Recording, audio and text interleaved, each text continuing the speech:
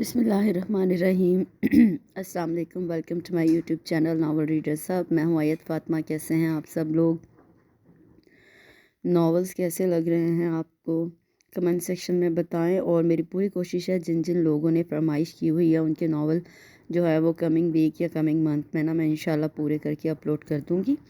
آج میں جو ناول پڑھ رہی ہوں بہت ہی خوبصورت ناول ہے، زیادہ سٹوری نہیں بتاؤں گی، تو تھیم تھوڑی سی بتا دیتی ہوں۔ سیکنڈ میرج بیسڈ ہے، کزن میرج ہے، پھر ہیرو جو ہے وہ کافی روڈ ہے، شادی نہیں کرنا چاہتا، اپنی پسند سے شادی کی ہے، دوسری شادی نہیں کرنا چاہتا۔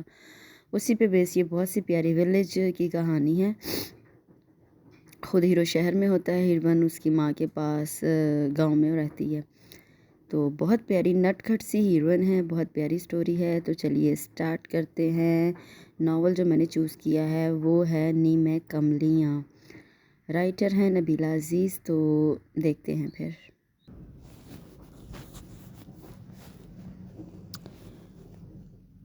جی جناب، نیم کملیاں۔ اور ایک اور بات، اگر بیک گراؤنڈ میں آپ کو شور محسوس ہو رہا ہو تو اس کو پلیز اگنور کیجیے گا، اس پہ میرا بس بھی نہیں چلتا۔ تو جناب چلیے، پارو اور کہیں ٹک کر بیٹھ جائے یہ ہو ہی نہیں سکتا، اور وہ کسی کا انتظار بھی کرے ناممکن، اور اس پہ ایک اور قیامت کہ وہ اپنی بھوک اور نیند بھی برداشت کرے، توبہ کبھی تصور ہی نہیں کیا جا سکتا۔ پارا کے مزاج آشنا پارو کے بارے میں ایسے ہی گمان رکھتے ہیں تھے، مگر آج ان کے خیال کے برعکس وہ متواتر 4 گھنٹوں سے ایک ہی جگہ بیٹھی ہوئی تھی اور انتظار بھی کر رہی تھی۔ اس پہ تیسری قیامت یہ کہ اسے بھوک بھی لگ رہی تھی اور نیند بھی آ رہی تھی، پھر بھی وہ برداشت کے مراحل طے کر رہی تھی۔ اس کا کوئی مزاج آشنا دیکھ لیتا تو یقیناً غش کھا جاتا، اور سب سے پہلے یہی سوچتا کہ ایسی کون سی بات ہو گئی ہے جس نے پارو جیسی اتھری اور بے لگام چیز کو لگام ڈال دی ہے۔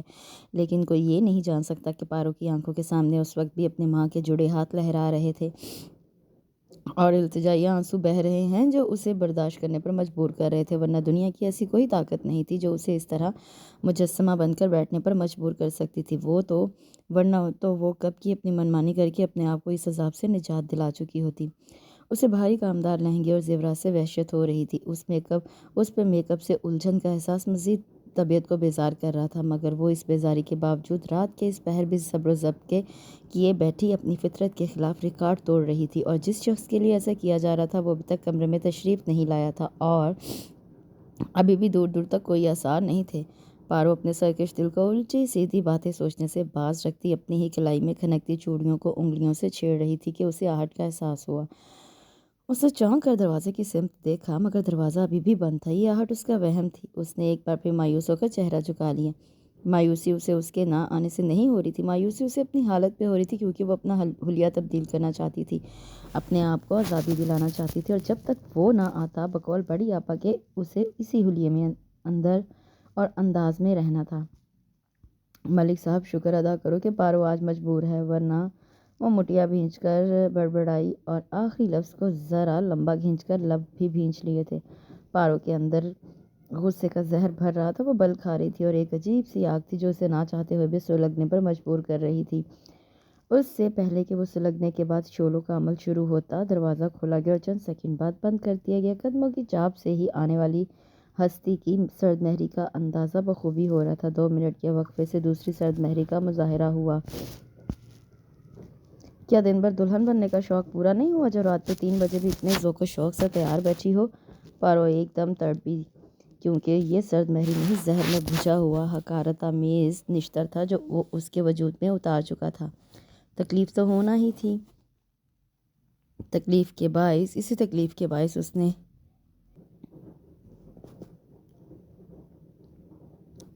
کے باعث اس نے براہ راست گردن موڑ کر ملک ازمیر حیات کو دیکھا تھا۔ وہ صوفے پر بیٹھ کر سگریٹ سلگا رہا تھا۔ آپ کو شاید اندازہ نہیں ملک صاحب کے کچھ مجبوریاں دیکھنے والوں کو شوق نظر آتی ہیں، لیکن وہ شوق نہیں ہوتی، مجبوریاں ہی ہوتی ہیں۔ ادھار رکھنا اسے بھی نہیں آتا تھا، کھڑے کھڑے حساب چکاتی تھی۔ اس کمرے سے باہر تو مجبوری کا بہانہ مان سکتا ہوں، لیکن اندر ایسی کون سی مجبوری تھی جس نے تمہیں ابھی تک باندھ رکھا ہے؟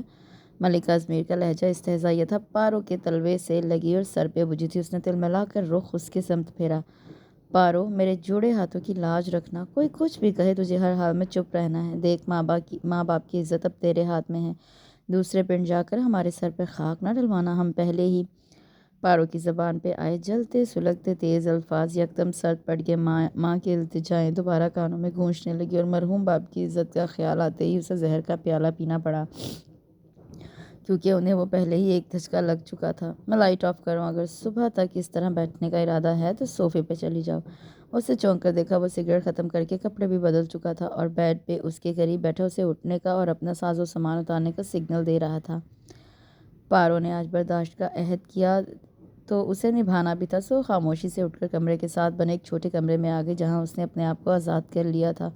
کافی دیر بعد واپس کمرے میں آئی تو کمرے میں ملگجا سا اندھیرا پھیل چکا تھا۔ اسے سمجھ نہیں آ رہا تھا اب کیا کرے، کیونکہ اسے جو کچھ سمجھایا گیا تو وہ کچھ اور تھا اور جو اس وقت ہو رہا تھا وہ کچھ اور تھا، اور اس کچھ اور کے متعلق تو کسی نے کوئی ہدایت ہی نہ دی تھی، نہ ہی ایسی صورتحال کے لیے اسے تیار کیا گیا تھا، بلکہ سبھی کا خیال تھا کہ ملک کاظمیر اسے دلہن بنے دیکھے گا تو دل و جان سے فدا ہو جائے گا، دیوانہ ہو جائے گا۔ لیکن وہ دیوانہ تو نہیں، البتہ بیگانہ ضرور ہو گیا تھا۔ وہ کمرے کے بیچوں بیچ کھڑی فیصلہ نہیں کر پا رہی تھی کہ اسے کس سمت مڑنا چاہیے، صوفے کی سمت یا بیڈ کی سمت۔ اتنی دیر سوچ بچار کے بعد اس کے قدم صوفے کی سمت اٹھ گئے۔ اسے اس کے پہلو میں جانا گوارا نہیں تھا اور وہ ریلیکس ہو کر سونے کی تیاری کرنے لگا تھا۔ ارے پارو، یہ تو بتا رونمائی میں کیا ملا؟ وہ کمرے میں داخل ہو رہا تھا جب پارو کی کسی شہری کا پرشوک جملہ اس کی سماعتوں سے ٹکرایا اور اسی وقت اس نے چپ چاپ سر جھکائے بیٹھی پارو کو دیکھا۔ اس کا چہرہ ہر تاثر سے عاری تھا۔ اسے کمرے میں داخل ہوتے دیکھ کر میں نے خزی سے ہنستی ہوئی اٹھ کر باہر چلی گئی۔ وہ صبح سے نکلا ہوا تھا، اس وقت نہا کر کپڑے تبدیل کرنے آیا تھا۔ تنہائی میں یسر آتے ہی وہ الماری کی سمت بڑھا اور پھر اس کے قریب آ گیا۔ یہ تمہاری رونمائی کا تحفہ ہے، کل اماں نے دیا تھا، مجھے نہیں پتا تھا اس میں کیا ہے، میں رات کو دینا بھول گیا تھا، I am sorry. Packet bed پہ اس کے سامنے تقریباً پٹکنے والے انداز میں رکھا گیا تھا اور ساتھ ہی یہ بھی جتا دیا گیا کہ اماں نے دیا ہے، میری طرف سے مت سمجھنا۔ وہ چپ چاپ بیٹھی بس اسے دیکھتی رہی کہ وہ کیا کر رہا ہے اور یہ کیا ہو رہا ہے، اور ملک کاظمیر کی اس مسلسل خاموشی سے حیرت میں غرق ہو رہا تھا، کیونکہ جو کچھ بچپن سے پارو کے بارے میں جانتا تھا یا پھر جیسا لوگ پارو کے بارے میں اظہار کرتے تھے وہ ایسا کچھ بھی نہیں کر رہی تھی۔ حالانکہ وہ چاہتا تھا کہ پارو کوئی دنگل مچائے تاکہ اماں کو اپنی لاڈلی بھانجی کے کرتوت تھوڑا دھچکا تو لگاتے، مگر پارو تو جیسے دنگل کرنا ہی چھوڑ چکی تھی اور وہ مایوس ہو رہا تھا۔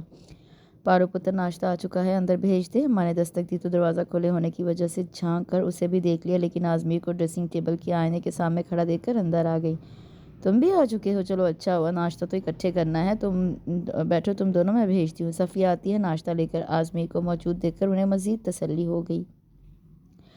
تھوڑی دیر بعد صفیہ آپا ان کا ناشتہ لے کر آئیں اور ٹیبل پر سجا کر باہر نکل گئی۔ پارو ان سے کافی نارمل بلکہ سرسری انداز میں ملی اور وہ اس کی ایک ایک حرکت نوٹ کر رہا تھا۔ خاموشی سے کھانا کھایا گیا اور وہ اٹھ کر چلا بھی گیا۔ اس کے بعد لڑکیوں کا جھرمٹ تھا اور طرح طرح کی عورتیں تھیں، یوں لگ رہا تھا جیسے پورا گاؤں اس کے کمرے میں سمٹ آیا ہو۔ عورتیں اشتیاق سے ملک کاظمیر کی ووٹی دیکھنے آ رہی تھیں اور سبھی کو ووٹی پسند بھی آئی تھی، مگر کچھ نظریں ایسی بھی تھیں جن میں ووٹی کا رنگ روپ تیر کی طرح چھپا تھا۔ انہیں ملک کاظمیر حیات کی ووٹی ذرا بھی نہیں بھائی تھی اور یہ ان کے اندر کے حسد و جلن کا نتیجہ تھا، ورنہ پارو سادگی میں بھی کسی جگہ ٹھہر جاتی تو وہ جگہ سج جاتی تھی۔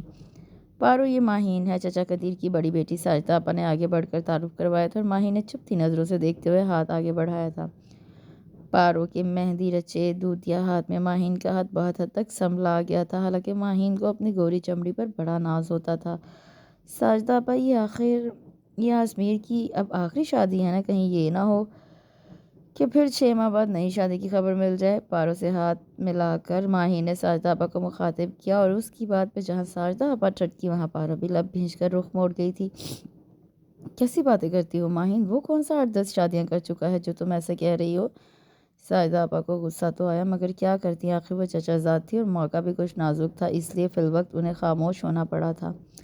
پھر ماہین کو رخصت کر کے وہ پارو کے قریب آ گئی۔ دیکھو، یہ لوگ ہماری ذرا سی خوشی سے جل اٹھتے ہیں اور ہمیشہ فساد پھیلانے کی کوشش کرتے ہیں، تمہیں ان کی باتوں پہ دھیان دینے کی کوئی ضرورت نہیں، انشاءاللہ سب کچھ ٹھیک ہو جائے گا۔ یہ گھر بھی تمہارا اپنا ہے اور اس میں رہنے والے فرد بھی تمہارے اپنے، اور اپنی چیز سے بدظن نہیں ہوتے۔ ہم نے بڑی مشکلوں سے تجھے بیایا ہے میری جان، خیال رکھنا کسی کے جال میں مت آنا۔ आपा मलिक अजमेर की बड़ी बहन और पारो की सगी खालाजाद बहन थी। वो आसपास के हालात से वाकिफ़ थी, इसलिए उसे भी चौकन्ना और पुरसकून रहने की ताकीद कर रही थी और वह सुने जा रही थी। वलीमा की रौनक मांद हुई तो घर में एकदम खामोशी छा गई। सारी शाम ही गांव का अजली सन्नाटा झींगरों की आवाज़ों को नुमाया करने लगा था और वो आज उसका इंतज़ार करने की पाबंद नहीं थी, इसलिए फ़ौरन ही कपड़े बदल कर आरामदेह हुलिया में आ गई थी। इतने दिनों की थकन और नींद की कमी उसे सोने पे उकसा रही थी, लेकिन सोऊं कहाँ। उसने सोफ़े को देखकर फिर बेड को देखा। वो अभी कमरे में नहीं आया था। अगर नींद में सोफ़े से गिर गई तो मैं क्यों गिरूंगी? कल वो बेड पे सोया था, आज मैं सोऊंगी। मैं यहाँ सोफ़े पे सोने के लिए तो नहीं आई, और जब मुझे बेड पे सोया देखेगा तो अपना ठिकाना कहीं और कर लेगा। वो फैसला कर चुकी थी और उस पर अमल करने में उसे सिर्फ 5 मिनट लगे। थोड़ी देर बाद वो बेड पर महवे ख्वाब हो चुकी थी, लेकिन रात का ना जाने कौन सा पहर था जब ज़ोरदार आहट पे उसकी नींद टूट गई। उसने चौंक कर देखा, वो शायद गुस्से में था। अपनी घड़ी उतारकर साइड टेबल पर काफ़ी ज़ोर से पटकी थी और जब बेड पर बैठ के झुकते हुए वो जूते उतारा था, उसे नज़र अंदाज करके सोती बन गई। मगर सोने में और सोता बनने में बड़ा फ़र्क होता है। फिर इंतज़ार में थी कि वो कहाँ सोता है। उसे यकीन था कि वो बेड पर नहीं सोएगा, मगर उसका यकीन रायगा क्या।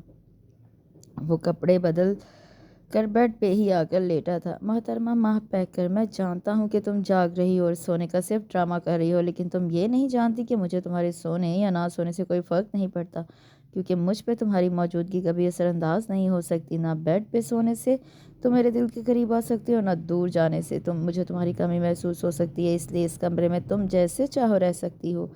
तुम पे कोई पाबंदी नहीं, क्योंकि तमाम पाबंदियाँ अपने दिल के लिए हैं। दिल काबू तो सब कुछ काबू, यकीनन समझ गई होगी तुम। वो इतना सुकून और इत्मीनान से बात कर रहा था कि पारो तिलमिला के रह गई, लेकिन फिर जब्त किए लेटी रही। लेकिन इस सब के बावजूद ये बात ख़ास तौर पे याद रखना कि तुम कभी भी रीना की जगह नहीं ले सकती। आजमीर का ये निश्तर इतना जहरीला और तेज़ धार था कि पारो झटके से उठ बैठी। मुझे उसकी जगह लेने का शौक़ भी नहीं है मलिक साहब। हाँ, वो मेरी जगह लेने की कोशिश ज़रूर कर चुकी है। पारो सच कह रही थी, मगर मलिक आजमीर को ये सच कभी भी गवारा नहीं हो सकता था। तुम्हारी मेरे दिल में कोई जगह नहीं थी, जबकि मेरा पूरा दिल ही उसके लिए था, बल्कि अब भी है। और जब दिल ही उसके लिए है, फिर तुम इस दिल में कैसे रह सकती हो? वो पारो को सरतापा जलाकर राख कर देना चाहता था, और पारो जल तो रही थी मगर राख नहीं हो रही थी। उस वक्त भी उसका दिल उसके अल्फाज पे जैसे शोलों की नज़र हुआ था, मगर वो इन शोलों को बर्दाश्त कर गई। मेरे रहने के लिए दिल और बहुत है मलिक साहब, दिलों की कमी कहाँ। वो बर्दाश्त के अगले पिछले रिकॉर्ड तोड़ती इंतहाई तहम्मुल से गोया हुई, और मलिक आजमीर पहली बार उसे देख कर रह गया। ज़ीरो बल्ब की मलगजी सी रोशनी में वह दमक रही थी। फिर मुझसे शादी क्यों की? मैं तो समझ रहा था तुम कभी भी इस शादी पे हामी नहीं भरोगी, लेकिन मेरा ख्याल है तुम इस प्रपोजल का इंतज़ार था, जिसके आते ही फ़ौरन हामी भर ली गई। उसका लहजा तज़िया काफ़ी हद तक काटदार था। मैंने रात को भी कहा था कि कुछ मजबूरियां देखते हुए शौक नज़र आती है, लेकिन वो शौक नहीं होती। और आपसे शादी क्यों की, ये सवाल आप अपनी माँ से करते बेहतर जवाब मिलता, क्योंकि उन्होंने ही अपना दुपट्टा उतार कर मेरी माँ के कदमों पे रखा था कि हम शादी के लिए हामी भर लें। वो भी लफ्ज़ चबा चबा कर कहती करवट बदल कर लेट गई। मलिक आज़मी को मुंह तोड़ जवाब मिल चुका था, इसलिए चुप का चुप रह गया, मगर फिर भी पारो का अंदाज और लबो लहजा ज़रा नहीं भाया था, इसलिए सुलगती हुई नज़र से उसकी कमर को घूर रहा था। कमरुन्निसा फ़खरुन्निसा माँ बाप की 2 बेटियां थीं, और माँ बाप की लाडली भी बहुत थी। कमरुन्निसा बड़ी, फ़खरुन्निसा छोटी थी, लेकिन दोनों बहनों में इस कदर प्यार, मोहब्बत और अंडरस्टैंडिंग थी कि उन्हें कभी किसी और भाई बहन की ज़रूरत या कमी महसूस नहीं हुई थी। दोनों एक दूसरे को खूब अच्छी तरह समझती थी और चाहती थी माँ बाप की आंगन में खूब ऐशो आराम की ज़िंदगी देखी। लेकिन जैसे ही दोनों की शादी हुई, दोनों की किस्मत के धारे बदल गए। कमरुन्निसा अपने ताया के घर ब्याह कर गई थी, जो उन्हीं की तरह जिम्मेदार थे। अलबत्ता फ़खरुन्निसा मलिक ख़ानदान की बहू बन गई। दोनों बहनों को औलाद की उम्मीद बंधी तो बड़े अरमानों से एक दूसरे से वादा किया कि अगर दोनों में किसी के यहाँ भी बेटी बेटा पैदा हुआ तो दोनों का रिश्ता पक्का कर देंगी। लेकिन जब कमरुन्निसा के यहाँ सफ़िया और फ़खरुन्निसा के यहाँ साजदा पैदा हुई तो दोनों बहनें अपना सा मुँह लेकर रह गई। दोनों के यहाँ बेटियाँ पैदा हुई थी। फिर कमरुन्निसा के यहाँ दूसरी बेटी की विलादत हुई और पैदा होने के 5वें दिन ही उससे उसकी फुप्पी ने मांग लिया, और इस तरह रबिया अपनी फुप्पी की अमानत ठहरी। और ऐसे हालात में फ़खरुन्निसा कुछ नहीं कर सकती थी, क्योंकि उनकी गोद बेटे जैसी नेमत से खाली थी। अगर ये नेमत उनके पास होती तो वो कभी भी रबिया को हाथ से ना जाने देती, मगर फिर भी उन्होंने हिम्मत ना हारी और मायूसी का दामन ना छोड़ा, और बड़ी मिन्नतों और मुरादों के बाद उनके यहाँ आजमीर पैदा हुआ। आजमीर साजदा से 5 साल छोटा था। कमरुन्निसा को भी 5 साल बाद बहन की गोद आबाद होने पर बेपनाह खुशी हुई थी। कमरी आपा, अब तो आपके यहाँ बेटी होनी चाहिए। मेरा बेटा जवान हो रहा है, फ़खरुन्निसा ने अपने एक माँ के बेटे को देखते हुए कहा तो कमरुन्निसा हंस पड़ी।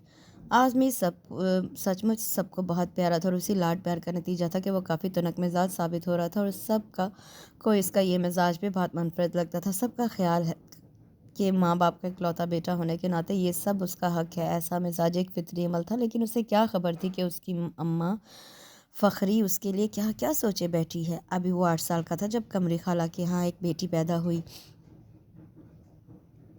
ये उनकी तीसरी बेटी थी। सभी को बेटे की आस थी, लेकिन फिर भी खादिम हुसैन की पेशानी पर नागवारी की कोई लकीर ना थी। बेटी की मोहनी सी सूरत देखी तो बेख्तियार उसका नाम भी तजवीज़ कर डाला, माह पैकर। नाम बहुत खूबसूरत था, लेकिन माहौल से मेल नहीं खाता था। लेकिन फिर भी सबकी मुखालफत के बावजूद उन्होंने इसका नाम माह पैकर ही रजिस्टर्ड करवाया था। सब चाहते थे कि बच्ची का नाम आसान सा हो। गांव में नाम बिगाड़ने की आदत तो आम पाई जाती है, सो माह पैकर खादम सब के बिगाड़ की वजह से पारो बन गई।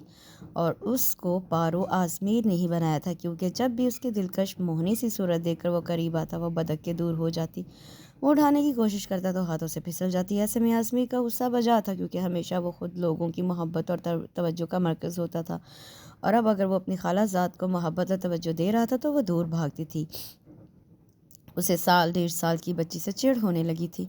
अब वो उसे सिर्फ घूरने पर इक्तफा करता था, और पहली बार उसी ने उसका नाम बिगाड़ कर पारो कहा था। अम्मा बेटे की खफकी पे हंसती थी। वो मैट्रिक में था जब अम्मा ने बताया कि उसकी शादी पारो से ही होगी। उसे इस इत्तला पर खासा गहरा धचका लगा था। ऐसा कभी नहीं होगा, मुझे पारो से शादी नहीं करनी। अरे क्यों नहीं करनी, तेरी से ज़्यादा सोनी है। अम्मा, सोनी को उम्र भर के बैठ कर देखा नहीं जा सकता। एक तो वो मुझसे छोटी है, और फिर उसकी हरकतें तो पंगूड़े से नज़र आ रही हैं। पूरे का पूरा फितना है वो। आज़मीर अभी छोटा था, लेकिन समझ बूझ थी, इसलिए उसे पारो के करतूत अच्छी तरह मालूम थे। वो संभाल कर बात कर, तेरी इकलौती मासी की बेटी है वो। मैं भी मासी का इकलौता भांजा हूँ, मासी को भी मेरा ख्याल करना चाहिए। अपनी ऐसी पट्टाखा बेटी मेरे पल्ले बांध के मेरी ज़िंदगी तो ख़राब ना करे। ख़बरदार आज ऐसी बात कही आंदा कभी की तो बख्शूंगी नहीं। अम्मा एकदम जलाल में आ गई और आज़मी झुंझलाता हुआ वहाँ से उठ गया। पारो से शादी, उसे पारो से चिढ़ थी। कभी भूले से जो अम्मा के साथ उनके घर आ जाती तो फिर आज़मी की हर चीज़ तहस नहस कर जाती थी। हर चीज़ का तिया पांचा करके देखना उसकी फितरत में शामिल था। आज़मी को अब मज़ीद बुरी लगने लगी थी। उसका जी चाहता तो 10 साल पारो अकेले में मिले तो वो उसका गला दबा दे, मगर वो अकेली मिलती भी तो छलावे की तरह गायब हो जाती। खादिम हुसैन को पारो से इतनी मोहब्बत और लगाव था कि लाड प्यार करके उसे काफ़ी खुदसर बना दिया था। उसके मिजाज में हरदर्मी कूट कूट कर भरी हुई थी। बाप से ज़िदे मनवाने में माहिर थी, और कमरुन्निसा खादिम हुसैन को उसका हमनवा देख देख कर हौलती रहती थी। पारो बाप के जोरे बाजू पर ऐश कर रही थी, लेकिन उसके ये ऐश बहुत थोड़े अरसे के साबित हुए। 10 साल की उम्र में बाप का साथ छूट गया था। सबसे ज़्यादा बाप की कमी पारो को ही महसूस हुई। इतने दिन वो घुट घुट कर रोती रही, लेकिन रफ्ता रफ्ता सब ने उसे बहला लिया। बचपना था, इसलिए जल्द बहल गई। उसकी ज़िदें और रूज पे पहुंच चुकी थी। अक्सर व बेशतर अम्मा उसे टोकने की कोशिश करती, जिस पे वो और ज़्यादा ज़िद करती। हालांकि सफ़िया और रबिया भी तो इन्हीं की बेटियां थीं। उन्हें उनकी तरफ से कभी कोई परेशानी नहीं हुई थी, मगर पारो के मामले में तो उनका दिल हमेशा दहलता रहता था। वो उसकी माँ थी और यकीनन उसके बारे में बेहतर जानती थी, लेकिन फिर भी फ़खरुन्निसा को अपनी होने वाली बहू पर बड़ा नाज था। वो उसकी हरकतों और शरारतों को मासूमियत के खाते में डालती रहती, और उन्हें उसकी ये शरारतें बहुत पसंद थी, क्योंकि उनको ऐसी जिंदा दिल बहू चाहिए थी जो उनके घर को रौनकों से भर देती। मगर न जाने क्यों आज मेरी पारो हयात के लिए कभी भी कोई नम गोशा नहीं पा रहा था। वो अक्सर अपनी खाला से कतराया कतराया रहता था, कभी उनके घर भी नहीं गया था। मगर आजकल रबिया की शादी की तैयारियां हो रही थी, इसलिए अम्मा बारहा उसे साथ चलने की ताकीद कर रही थी। मजबूरन सबके साथ उसे भी मेहंदी के रोज़ ही आना पड़ा था। पारो, तेरी मासी दा पुत्र ते बड़ा सोना है, ताजी ने किसी और ही रंग में कहा था। अपनी बालों की चोटी लहराती पारो ने ताजी की नज़रों और बात के ताकुब में देखा। वो किसी रिश्तेदार से बातों में मसरूफ़ था। हाल ही में वो शहर से कोई डिग्री लेकर आया था, और सुनने में आया था कि वो मज़ीद तालीम हासिल करने के लिए इंग्लैंड या अमेरिका जाने का इरादा रखता है। मेरी अम्मा कह रही थी पारो ब्याह कर अपनी मासी के घर ही जाएगी। शनो ने भी गुफ्तगू में हिस्सा लिया था, और पारो जैसे उछल पड़ी। अरे सच कह रही हूँ, मेरी अम्मा को खुद तेरी अम्मा ने बताया था। शनो पुरसकून थी। पारो ने एक बार फिर आसमीर को देखा। आपके धड़कन की लय बदली हुई थी। क्यों, हो गई ना लट्टू? शनो और ताजी ने एक साथ उसे चढ़ा। अरे लट्टू होती है मेरी जूती, मैं किसी को क्या जानूँ, वो बदतमीज़ी से कहती हुई सहन के दूसरे हिस्से की समत मुड़ गिर। मलिक आज़मीर हयात ने खूनखार नज़रों से उसे देखा। उसकी कमर पे मोटी सी चोटी झूल रही थी। चोटी के हलबल में تفاخر چھلک رہا تھا اور اس کا جی چاہا اس کا یہ فخر و غرور یہ اکڑ چکنا چور کر کے رکھتے۔ مہندی اور پھر شادی کے فنکشن میں بھی وہ بس اندر ہی اندر کھولتا رہا۔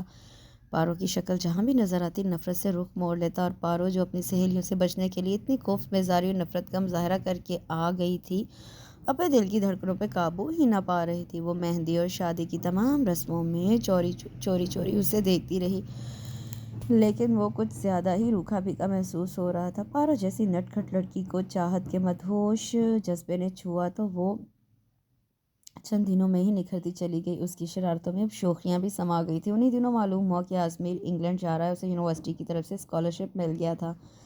پارو تھوڑی اداس ہوئی، لیکن جب خالہ نے آ کر باقاعدہ منگنی کی رسم کرنے کا اظہار کیا تو پارو کی یہ اداسی کچھ ہی دیر کے لیے رفع ہو گئی تھی۔ قمرالنساء کو اپنی چھوٹی بہن پہ حیرت ہوئی جو ان کی اتنی بد دماغ بیٹی کو خوشی خوشی بہو بنانا چاہ رہی تھی۔ قمری آپا کیوں جھلی ہو گئی ہے؟ پارو تو میری خواہشوں کا آئینہ ہے، مجھے ایسی ہی بیٹی کی ضرورت ہے۔ اب ساجدہ کو دیکھو، چپ چاپ بڑی ہوئی 4 جماعتیں پڑھی اور اپنے گھر بار کی ہو گئی، نہ گھر بے موجودگی کا پتہ چلا نہ گھر سے غیر موجودگی کی خبر ہوئی۔ پر دیکھنا، جب پارو تیرے گھر سے رخصت ہوگی تو تجھے بڑا احساس ہوگا کہ پارو چلی گئی۔ انہوں نے بہن کو تسلی دلاسا دی اور پھر منگنی کی تیاری شروع کی گئی۔ آزمیر کے جانے سے 2 روز قبل پارو کو منگنی کی انگوٹھی پہنائی گئی۔ اس کی سکی سہیلیوں نے اسے خوب تنگ کیا اور وہ کھلکھلاتی ہوئی ہر طرف رنگ بکھیرتی رہی۔ اس کے دل میں نئے جذبوں نے جنم لیا تو ہر سو خوشبو کا بسیرا ہو گیا۔ اس کے کورے کاغذ سے دل پہ صرف اور صرف آزمیر کا نام لکھا تھا اور وہ اس میں خوش تھی۔ منگنی کی وجہ سے آزمیر کی گھر والوں سے خاصی بدمزگی ہو چکی تھی اور اسی بدمزگی میں وہ گھر سے رخصت ہوا تھا۔ پارو کے خلاف اس کے دل میں شعلے لپکتے تھے، لیکن اماں نے اس کے انکار کے باوجود زبردستی اس کی منگنی کر کے ہی دم لیا تھا۔ لیکن اس کی وجہ سے وہ اپنی ماں سے بدظن ہو چکا تھا۔ اسے احساس ہونے لگا کہ وہ اماں کو صرف اور صرف بہن اور بھانجی کی پرواہ ہے، میری زندگی اور میری خوشیوں کی کوئی اہمیت نہیں۔ رینا اس کی کلاس فیلو تھی، بنیادی طور پر وہ پاکستانی ہی تھی، البتہ اپنے طور و اتوار سے وہ کہیں سے بھی پاکستانی نہیں لگتی تھی۔ لیکن اس کے باوجود آزمیر کو اس کی ایک بات اچھی لگی کہ وہ زیادہ فرینک نہیں ہوتی تھی، نہ ہی شارٹ ڈریس پہنتی تھی، ہمیشہ جینس شرٹ میں رہتی تھی۔ اسے لڑکے لڑکیوں کی بے تکلفی اور دوستی کے نام پہ بے حیائی بھی ناپسند تھی، اسی لیے اسے سنجیدہ آزمیر حیات سب سے مختلف نظر آیا اور ایک پاکیزہ دوستی کا آغاز ہوا۔ جب دونوں کو اپنے جذبوں کا شدت سے احساس ہوا تو دونوں نے بہت اعتماد اور سکون سے شادی کا فیصلہ کر لیا۔ آزمیر پہلے ہی گاؤں کی گنوار اور جاہل پارو سے پیچھا چھڑانا چاہتا تھا، سو بہت آسانی سے رینا کو اپنی زندگی کا شریک سفر بنا لیا تھا۔ ایک سال کی دوستی میں اور دوسرا سال میاں بیوی کے رشتے میں بن کے گزرا تو دونوں کا ایک دوسرے سے دور رہنا مشکل ہو گیا۔ 2 سال بعد جب وہ واپس پاکستان لوٹا تو رینا اس کے ساتھ تھی، لیکن رینا کا وجود اماں پہ کسی بم کی طرح پھٹا تھا۔ انہوں نے آگے بڑھ کر بیٹے سے ملنے کی بجائے سر تھام کر قدم واپس موڑ لیا۔ اماں میری بات تو سنو۔ آزمیر یکدم آگے بڑھا، مگر اماں اس کے بڑھنے سے پہلے ہی چکرا کر گر گئی تھی۔ ملک ضمیر حیات آزمیر کے والد بھی اس دفعہ چپ نہیں رہ سکے۔ چلے جاؤ یہاں سے، مر گئے ہم تمہارے لیے۔ انہوں نے ہمیشہ آزمیر کو ماں سے الجھے دیکھا تھا اور وہ یہی سمجھتے رہے کہ بس کچھ دیر کے لیے ماں کو ستا رہا ہے، لیکن وہ ماں کو ستانے کے لیے اس حد تک چلا جائے گا انہیں امید نہیں تھی، اور جب وہ ہر حد پار کر گیا تو ان کا مشتعل ہونا لازمی امر تھا۔ رینا حیرت سے اس سچویشن کو سمجھنے کی کوشش کر رہی تھی۔ شام کا وقت تھا، اس لیے آزمیر اسے کہاں لے کر جاتا۔ واپسی کے لیے گھر سے نکلا تو چچا قدیر کا سامنا ہوا۔ ان کا گھر ملک ضمیر حیات کے پڑوس میں ہی تھا، بائیں دیوار دونوں گھروں کی مشترکہ دیوار تھی۔ چچا قدیر اسے اور رینا کو ساتھ لے آئے۔ چچا قدیر کی بڑی بیٹی ماہین شروع سے ہی آزمیر کو بہت پسند کرتی تھی، لیکن اپنی تائی کی زبان پہ ہمیشہ پارو کا ہی ورد دیکھ کر ماہین کا خون جل کر رہ جاتا، لیکن آج جب پارو کی جگہ کسی اور کو دیکھا ماہین کو قدرے تسلی ہوئی تھی، ایک دم دل پہ پھوار سی برسی۔ انہوں نے رینا کو ہاتھوں ہاتھ لیا۔ چچا قدیر کی فیملی کو اپنا ہمنوا دیکھ کر آزمیر کو تھوڑا حوصلہ ہو گیا تھا۔ اس کے خیال میں وہ اماں ابا کو سمجھانے اور راضی کرنے میں اس کی مدد کر سکتے تھے۔ وہ اپنی سوچوں میں غلطا تھا اور رینا اپنی سوچوں میں۔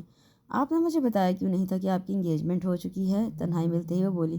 میں اس انگیجمنٹ کو نہیں مانتا کیونکہ اس رشتے میں میری مرضی یا پھر میری پسند 1% بھی شامل نہیں تھی اور نہ ہی اب ہے۔ میں نے اگر کسی کو پسند کیا ہے تو وہ صرف تم ہو، اس سے شادی بھی کر چکا ہوں۔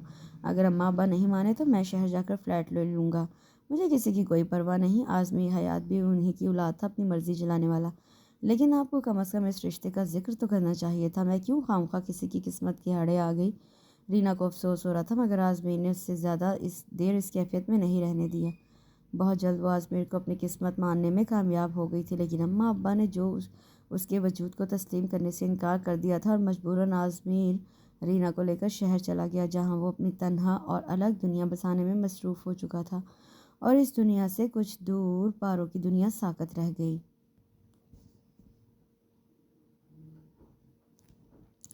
آزمیر شادی کر کے بیوی کے ساتھ واپس آیا۔ یہ اطلاع اس کے ہنستے کھیلتے دل پر تیزاب کی مانند گری تھی۔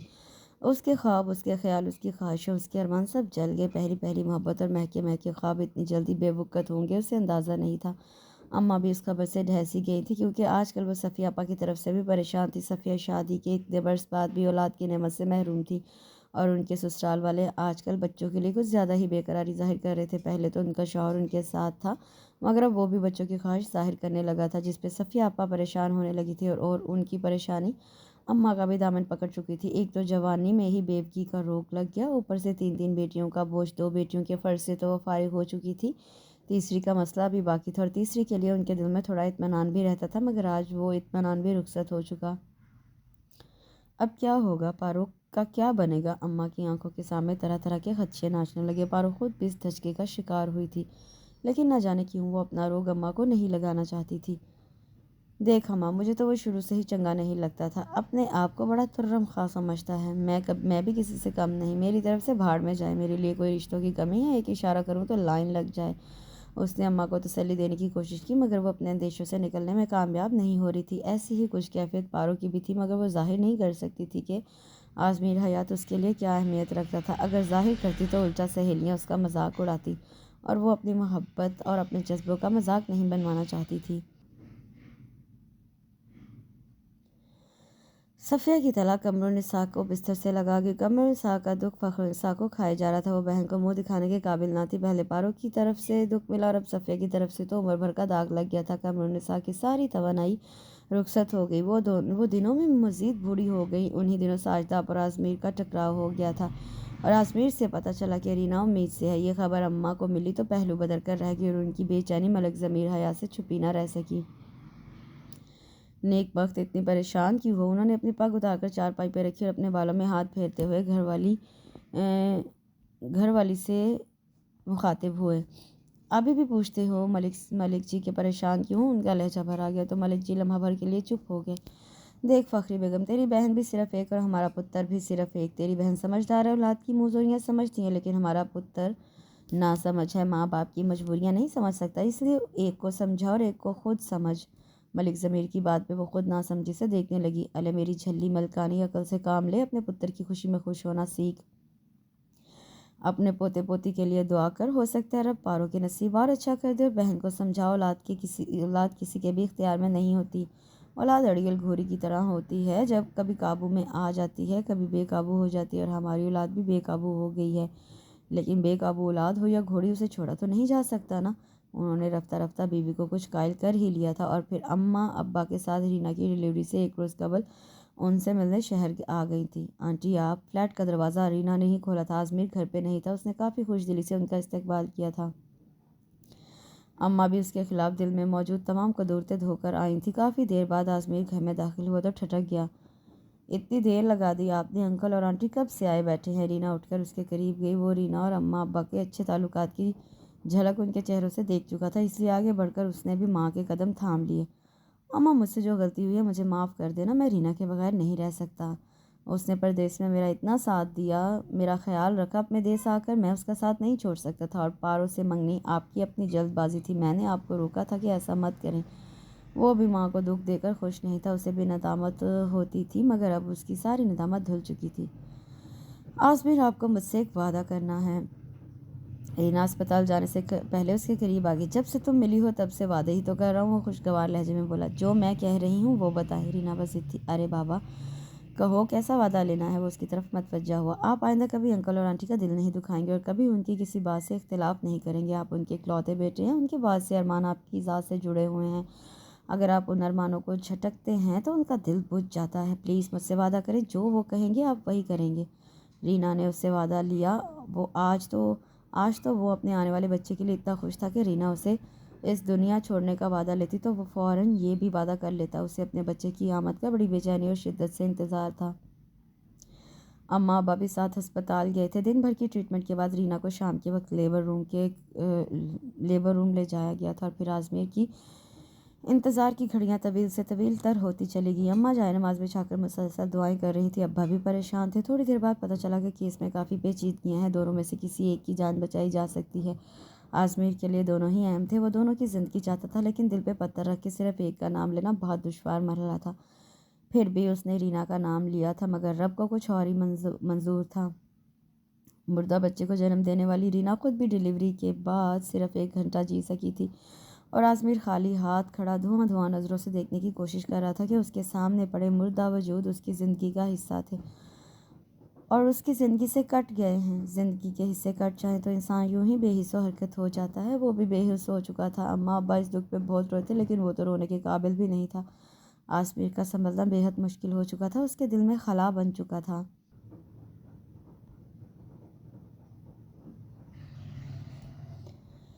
रीना की मौत का सुनकर सफ़िया और रबिया दोनों बहनें इजहार ताज़ियत के लिए आई थी। अम्मा उन दोनों से शर्मिंदा भी थी और बेटे के दुख पे दुखी भी हो रही थी। खाला, आप क्यों परेशान होती है? अगर पारो का नसीब आपके आंगन से वाबस्ता नहीं था तो उसमें आपका या फिर किसी और का क्या कसूर? आप समझदार और बाहौसला हैं। आप अपने आप को संभाले और आज़मी को भी तसल्ली दे। उस वक्त उसे आपकी तसल्ली और मोहब्बत की ज़रूरत है। रबिया ने काफ़ी मतानत और बुर्दबारी से अपनी खाला को समझाया था, पर मैं कमरी आपा को क्या मुंह दिखाऊंगी? और जिसके लिए इतना बड़ा कदम उठाया था वो भी नहीं रही और साथ ही औलाद जैसा दुख भी दे गई। कैसी किस्मत थी बदनसीब की। उन्हें सचमुच रीना और बच्चे का मौत का बहुत दुख पहुंचा था। ये भी अल्लाह के फैसले हैं। खाला, हौसला रखो, रब बेहतर करेगा। और अम्मा की फ़िक्र ना करो, वो भी संभल जाएगी। इस पहाड़ सी ज़िंदगी में इतने इतने दुख देखे हैं, एक और सही। सफ़िया की मुसलसल खामोशी के बायस रबिया को ही बोलना पड़ा। रबिया फुफीजाद से ब्याही गई थी और उस वक्त 2 साला बेटे की माँ थी। उसकी तरफ से कमर निसा का दिल पुरसकून था। काफ़ी देर वो लोग बैठी रहीं। आजमीर से भी सरसरी से सामना हुआ। वो कुछ नहीं बोला था। रीना की मौत के 1 साल बाद अम्मा अब्बा ने बाहमी मशवरे के बाद एक इरादा किया था और उनका इरादा जब आजमीर की समातों तक पहुंचा तो वो पूरे 1 साल के बाद किसी आतिशफशान लावे की तरह फट पड़ा था। फिर वही पारो, अम्मा ये पारो मेरी ज़िंदगी का पीछा क्यों नहीं छोड़ रही? ये पारो मर क्यों नहीं जाती? रीना की जगह क्यों नहीं, ये क्यों नहीं मरी? आसिफ की तरह चिमट गई है मेरी ज़ात को। उसकी वजह से आपने रीना को ठुकरा दिया, घर से निकाल दिया उसे। इसी की वजह से आपने मेरी खुशियाँ कबूल नहीं की। उसी की वजह से आपको अपने सगे बेटे की परवाह नहीं रही। काश मैं उस पारो का कत्ल कर सकूं। आजमीर का बस चलता तो पारो को किसी बम से उड़ा देता। वो पारो का नाम सुनते ही हत्थे से उखड़ गया था। उसे पारो की ज़ात से नफरत और ज़्यादा हो गई थी। उसका नाम ही उसे शोलों पे गिराने के लिए काफ़ी था। अम्मा अब्बा उसका इस कदर शदीद रद्द-ए-अमल देख कर उस पर खुश नहीं हुए थे। उन्होंने उसे कह दिया था, इस बार हतमी फ़ैसला कर ले। वालिदैन अजीज़ हैं तो उनकी बात माननी होगी, वरना। और वो इस बार तमाम हथियार डालने पर मजबूर हो गया था। पारो, एक बार इस घर में आ जाओ, बड़े हिसाब निकलते हैं तुम्हारी तरफ। तुमने मेरी ज़िंदगी अजीरन की है, मेरे वालिदैन को भी मेरा नहीं रखा। मैं तुम्हारा फिर भी नहीं हूँगा। उसने पारो के खिलाफ अपने दिल में एक नफ़रत का जहान आबाद करते हुए अपनी रजामंदी अम्मा अब्बा के हवाले कर दी। और अम्मा के तो समझो कदम ही ज़मीन पे ना पड़ रहे थे। उन्होंने आजमीर को हज़ारों दुआएं दे डाली, उसके माथे पे प्यार भी किया और वो खामोश सर्द महरी से बस अम्मा का चेहरा देखता रहा। उसकी खुशी में वो लोग खुश नहीं हुए थे। अब उन लोगों की खुशी में वो खुश नहीं था। उसके तमाम एहसास पाट हो चुके थे। उसके दिल में अब सर्द लहू गर्दिश करता था, अलबत्ता नफ़रत के एहसास से ठाटे मारता हुआ। मेरी तरफ से इनकार है। पारो ने अम्मा और मासी के सामने दो टोक और साफ साफ इनकार कर दिया था। पारो, ज़बान बंद रख अपनी। अम्मा का गुस्सा आया। उसकी मुंह फट ज़बान से पहले ही वो डरती थी और आज वो मासी के सामने को भी लगी लिपटी रखे बोल पड़ी थी। मज़ीद ना जाने क्या गुलफिशानी करती। अम्मा, मेरी ज़बान बंद है, खुलवाने की कोशिश ना कर। मुझे तेरी बहन के घर ब्याह के नहीं करना तो नहीं करना, बस मैंने कह दिया। पारो को पास बैठी खाला फ़ख्रुन्निसा की कोई परवाह नहीं थी। खाला चुप हो गई। उन्हें पता था एक बार रिश्ता तोड़कर दोबारा जोड़ने का यही अंजाम होता है, मगर वो किसी भी हाल में अपनी बहन से रिश्ता जोड़ना चाहती थी। उन्होंने अपनी बड़ी बहन से हाथ जोड़कर माफ़ी मांगी और फिर मलिक ज़मीर हयात भी बेटे की वजह से शर्मिंदा हो रहे थे। ऐसे में कमर निसा से नज़रअंदाज करना मुश्किल हो गया और अम्मा को नम पड़ते देखकर पारो ज़िद कर बैठी। उसने इनकार कर दिया। कमरी आपा, हम परसों आएंगे। आप आराम से सलाह मशवरा कर लें। वो जाते जाते उनको कुछ और वक्त देगी ताकि वो पारो को समझा सके, लेकिन पारो तो किसी पट्टे पे हाथ ही नहीं रखने दे रही थी। आखिर तो चाहती क्या है? अम्मा को पारो पे ताव आ रहा था।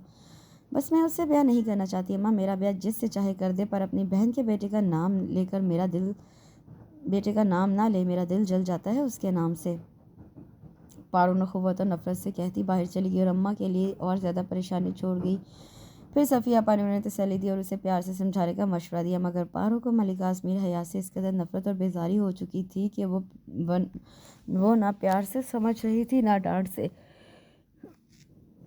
ایسے میں اماں کے سر میں نہ جانے کیسا درد اٹھا کہ شہر کے اسپتال میں ایڈمٹ کروانا پڑا۔ صفیہ اور ربیہ تو پریشان تھی ہی، پارو کا بھی برا حال ہو چکا تھا۔ ان بہنوں کا واحد سہارا صرف اماں ہی تو تھی اور انہی کے دم سے آج وہ ایک چھت تلے بیٹھی تھی۔ قمر نساء میں ہوش میں آنے کے بعد بھی پارو سے مان جانے کی التجا کی۔ پارو نے چھم چھم نیر بہاتے ہوئے سر اس بات میں ہلا دیا، ورنہ ابھی تک اپنے ٹھکرائے جانے کا زخم پارو کے دل کو بری طرح تڑپا رہا تھا۔ اس کا جی چاہتا تھا جس طرح ملک قاسمیر نے اس کی محبت، اس کے معصوم جذبات اور اس کی ذات کو ٹھکرایا تھا، اسی طرح وہ بھی اسے ٹھکرا سکتی تھی، بلکہ ایک بار نہیں کئی بار ٹھکراتی، تب بھی اس کا کلیجہ ٹھنڈا نہ ہوتا۔ مگر اماں کی تکلیف کے آگے ہار گئی۔ اس نے اماں کی خاطر ملک قاسمیر کی یہ گستاخی درگزر کر ڈالی، لیکن اس کے اندر جو ابال اٹھے تھے وہ اماں کو بخوبی نظر آتے تھے۔ انہیں معلوم تھا کہ وہ کچھ بھی کر سکتی ہے، اس لیے رخصتی سے قبل انہوں نے اپنے ہاتھ جوڑ کر اسے اپنی عزت اور طبیعت کی لاج رکھنے کا واسطہ دیا تھا، اور وہ جو کبھی بھی کسی بھی چیز کے آگے نہیں جھکتی تھی، نہ ہی موم ہوتی تھی اور نہ ہی کبھی اس پہ کسی چیز کا اثر ہوتا تھا، وہی ماں کے جڑے ہوئے اور بے بسی سے بہتے آنسو دیکھ کر جھک گئی تھی، موم ہو گئی تھی۔ اس پہ ماں کے دکھوں کا اثر ہو گیا تھا، اسے ماں کی تکلیف اور پریشانی کا احساس ہو گیا تھا۔ اس نے اپنے دل میں عہد کر لیا کہ اب کبھی ماں کو تنگ نہیں کرے گی، چاہے کچھ بھی ہو، اور اس عہد کو نبھانے کے لیے ابھی اسے کچھ وقت کی ضرورت تھی۔ ابھی اسے صبر و ضبط کے آداب سیکھنے کے مراحل سے گزرنا تھا۔ اس کے اندر پہلے جیسے جوش اور غصے کے ابال اٹھتے تھے، مگر وہ برداشت کر رہی تھی، یعنی برداشت کرنے کا عمل شروع ہو چکا تھا، کیونکہ کل رات سے لے کر اب تک وہ آزمیر کے کچھ ڈھکے چھپے اور کچھ عیاں ہوتے نشتر کافی حد تک خاموشی سے سہ چکی تھی، اور آئندہ بھی وہ اپنے اس عہد پہ عمل پیرا ہونا چاہتی تھی۔ اس نے سب کو ستانے کا ارادہ ترک کر دیا تھا، اب شاید وہ صرف اور صرف اپنے آپ کو ستانا چاہتی تھی، اور اپنے ساتھ ساتھ اپنے دل کو بھی۔ آج شادی کے 2 دن بعد پہلی بار میکے جا رہی تھی، اس کے ساتھ فروٹ، مٹھائیاں اور میوہ جات کے ٹوکرے بھیجے جا رہے تھے۔ آزمیر صبح سویرے ہی شہر جانے کے لیے نکل چکا تھا۔ اس نے شہر میں ایک دوست کے ساتھ مل کر پارٹنرشپ کے طور پہ بزنس شروع کر رکھا تھا، نیا کام جمایا تھا، اس لیے زیادہ توجہ کا حامل تھا۔ فخرالنساء نے روکنے کا ارادہ کیا، پھر رک گئیں کہ جاتا ہے تو جائے، شام تک آ جائے گا، اور انہوں نے شام تک آنے کی تاکید بھی کی تھی، لیکن پارو کو پتا تھا کہ وہ نہیں آئے گا۔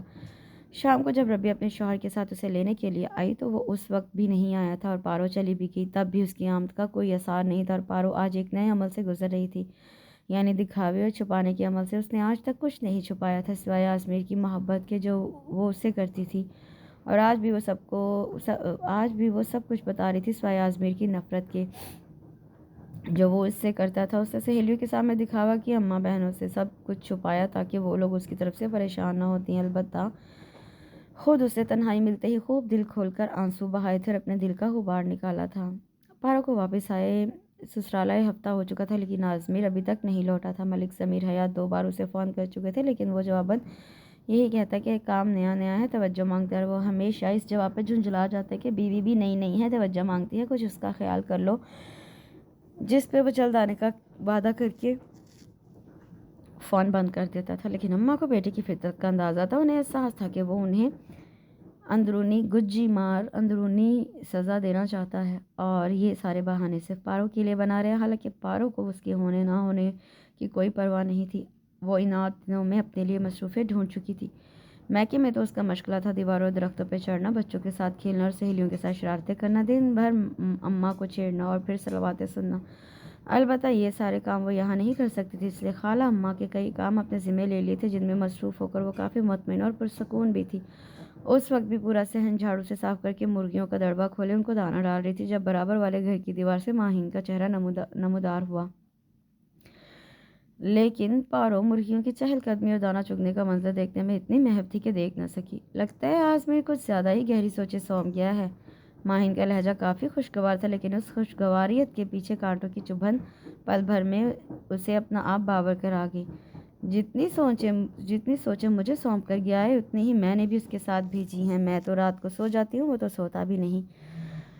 پارو نے مٹھی سے سارا باجرہ مرغیوں کے آگے گراتے ہوئے ہاتھ جھاڑا اور پوری کی پوری ماہین کی سمت گھوم گئی۔ اگر رات کو سوتا ہی نہیں تو تمہارے پاس ہی آ جائے نا۔ ماہین کے لہجے میں طنز وافر تھا۔ وہ ہلکے سے مسکرائے اور ماہین کا دل سلگ گیا۔ وہ تو آتا ہے، میں نے منع کیا تھا، اصل میں باجی جدائی میں بڑا مزہ ہے، پیار بڑھتا ہے۔ پارو بھی اس کی رت جان گئی تھی۔ ماہین کا رنگ نیلا پیلا ہونے لگا۔ یہ کیوں نہیں کہتی کہ وہ شہر میں رینا کی یادیں تازہ کرنے کے لیے رہتا ہے؟ یادیں بھی تو انہی کی تازہ کی جاتی ہیں جو مردہ ہو جاتے ہیں، اور مردہ چیزوں سے مجھے کیا مطلب؟ اللہ انہیں جنت الفردوس میں جگہ دے، میں تو زندہ ہوں۔ پارو آخر پارو تھی، ماہی کو دیوار سے اترتے ہی بنی، لیکن بعد میں اس کا دل سچ مچ بجھ کر رہ گیا، اور آزمیر کا رویہ تو برداشت کر سکتی تھی، مگر لوگ جو طنزیہ نظروں سے اسے دیکھتے اور ٹوک دار باتیں کرتے تھے وہ برداشت کرنا ذرا مشکل ہو جاتا۔ پارو کیوں کھڑی ہے پتر؟ اماں کچن سے نکلی تو اتنی دیر سے اسے یوں ہی چپ چاپ کھڑے دیکھ کر تشویش سے پوچھ بیٹھی۔ کچھ نہیں، بس وہ ماہین باجی کھڑی تھی، اس میں بھی رک گئی۔ اس نے سر جھٹک کر اپنی سوچوں کو بھی جھٹک دیا۔ انتہائی خاموش بیٹھی پارو نے ابا کو نماز کے لیے گھر سے نکلتے دیکھا، پھر نظر اماں کی طرف اٹھی، وہ بھی مرغیوں کا ڈربہ بند کر کے وضو کرنے جا رہی تھی۔ چڑیوں اور کبوں کے شور میں اب خاموشی اتر چکی تھی، سب کو علم ہو گیا کہ ایک دن تمام ہو چکا ہے، اللہ کا شکر ادا کرنے کی گھڑیاں ہیں، سبھی اس کے حضور جھکتے جا رہے تھے۔ بے اختیار پارو کے قدم بھی غسل خانے کی جانب بڑھنے لگے۔ تھوڑی دیر بعد نماز پڑھ کے دعا کے لیے ہاتھ اٹھا رہی تھی جب باہر گاڑی کا ہارن سنائی دیا۔ آزمیر آیا ہے۔ بے اختیار اماں خوشی سے کھڑی ہوئی۔ پارو آواز سن چکی تھی مگر اس کے وجود میں کوئی جنبش نہیں ہوئی، وہ ہنوز دعا کی حالت میں بیٹھی رہی۔ اماں نے جلدی جلدی پچھواڑے کا کام کرنے والی نسرین کو دروازے کی چابی دے کر بھیجا۔ لکڑی کے گیٹ سے چمچماتی ہوئی لینڈ کروزر اندر داخل ہوئی۔ اس کو دوسری سائڈ پہ باندھ آؤ، یہ گاڑی خراب بھی کر سکتی ہے۔ اس نے گاڑی سے اترتے ہی گیٹ کے قریب بندھی بڑے بڑے سینگوں والی بھینس کو بیزاری سے دیکھا۔ اسے ہی کھولنے آئی تھی مالک جی، ابھی لے جاتی ہوں۔ نسرین نے جھک کر بھینس کو کھونٹے سے کھولا، گھر کے رہائشی حصے کی سائڈ سے گزر کر پچھواڑے میں لے گئی جہاں بھینسوں، بکریوں اور دوسرے پالتو جانور رکھنے کا انتظام کیا گیا تھا، جس کو دیہاتی زبان میں ٹھارا بولتے تھے۔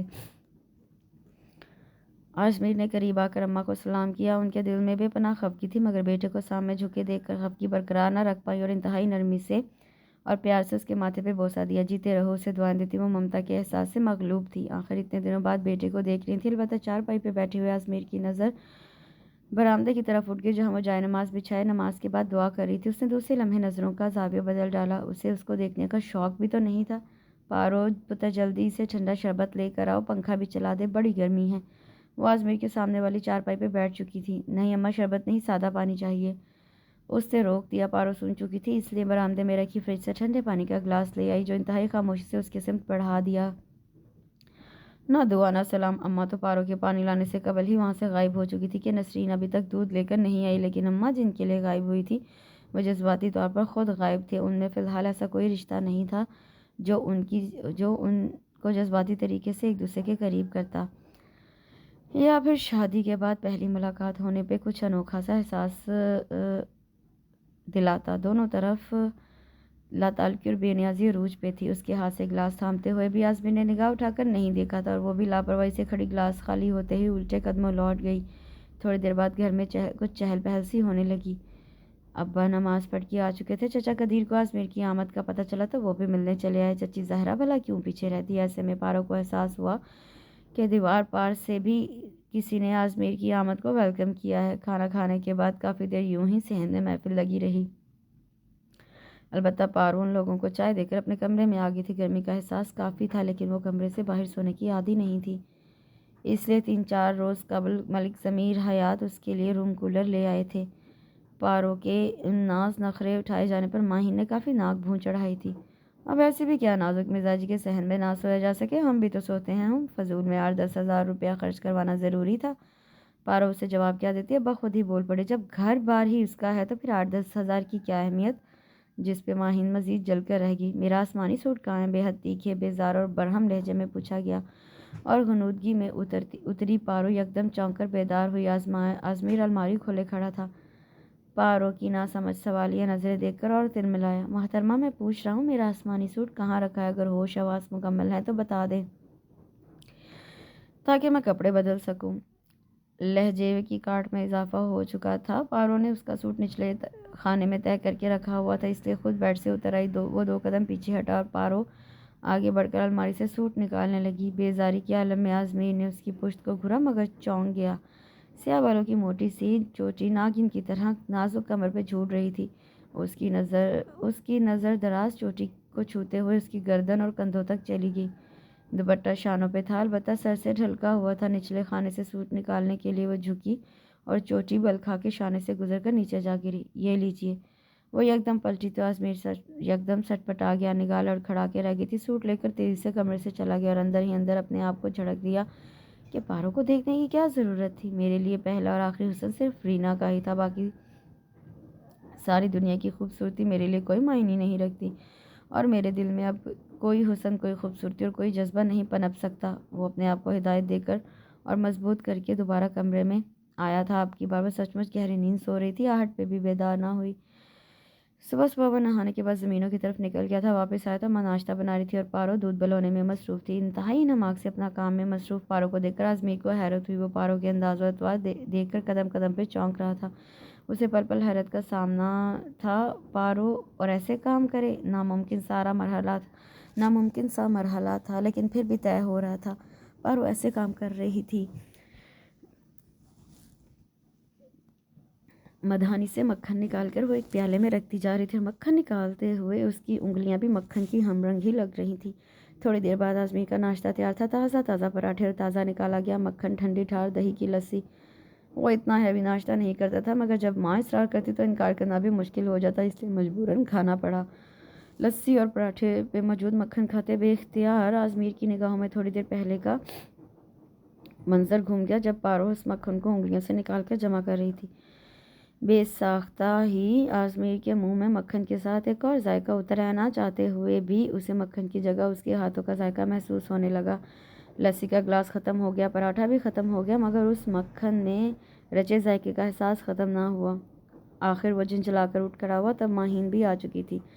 कैसे हो आज़मीर? वो आज़मीर से 1 साल ही छोटी थी, इसलिए बराबरी और बेतकल्फ़ी का मुजाहरा करती थी। ठीक हूँ, आप सुनाएं, कहाँ होती हैं? आज़मीर हमेशा उसे एहतराम से मुखातिब करता था। मैं तो यही होती, अलबत्ता तुम यहाँ नहीं होते। माहीन ने नाश्ते के बर्तन समेटती पारो को इस्तेज़ाइया नज़रों से देखा। बस आजकल मसरूफ़ियत है, फिर मैं भी फारिग हो जाऊँगा। असफ़र कैसा है? कोई पैगाम आया? असफर माहीन से बड़ा था और आर्मी में ऑफिसर था। आजकल अटक छावनी में तैनात था, इसलिए वीकेंड पे आना भी ज़रा मुश्किल होता था। यूँ असफर और आज़मीर की मुलाकात कभी कभार ही होती थी, क्योंकि आज़मीर भी अक्सर शहर में अपने बिजनेस के चक्रों में उलझा रहता था। हाँ, चंद दिनों तक आने का कह रहा था। हम सोच रहे हैं कि कोई अच्छी सी लड़की देखकर उसका घर बसा दे। माहीन बात को तूल दे रही थी, जबकि आज़मीर घड़ी देखता हुआ कहीं जाने का इरादा बांध रहा था। अच्छा माहीन, अल्लाह हाफिज़, मुझे साथ वाले काम अपने दोस्त से मिलने जाना है। वो आखिर में अलविदाई अल्फाज बोलता आगे बढ़ गया था और माहीन रसोई की चौखट में खड़ी पारो को देखकर ठिठक गई। कैसी हो पारो? माहीन ने उसके सरापे पर नाकेदाना निगाह दौड़ाते कहा। मैं ठीक हूँ अल्हम्दुलिल्लाह। आज आप किधर रास्ता भूल गई? दीवार की बजाय सीधी रास्ते को जहमत दे डाली। पारो दिल और निगाह के मामले में खासी बारीक बीन थी। माहीन की चाल से ही उसके चलन का अंदाज़ा बखूबी कर चुकी थी। वो मुझे लस्सी लेनी थी। हमारी चाटी में बिल्ली मुंह मार गई है, उसने बहाना किया। पहली बार मार के गई है या फिर पहले भी मारती थी? अरे चाटी में मुंह। माहीन के चौंक कर देखने पर पारो ने लापरवाही से हल्की सी वजाहत भी दी। उसके अंदाज में न जाने क्या था। माहीन जल के रह गई और पाँव पटकती हुई लस्सी लेकर चली गई और वो अम्मा के साथ दोपहर के खाने का पूछने चल दी। अम्मा सहन के एक कोने में लगे नीम के दरख्त के नीचे चारपाई बिछाए बैठी थी। करीब ही मुर्गियां, बतखें और बकरियां भी महफिल जमाए हुए बैठी थी।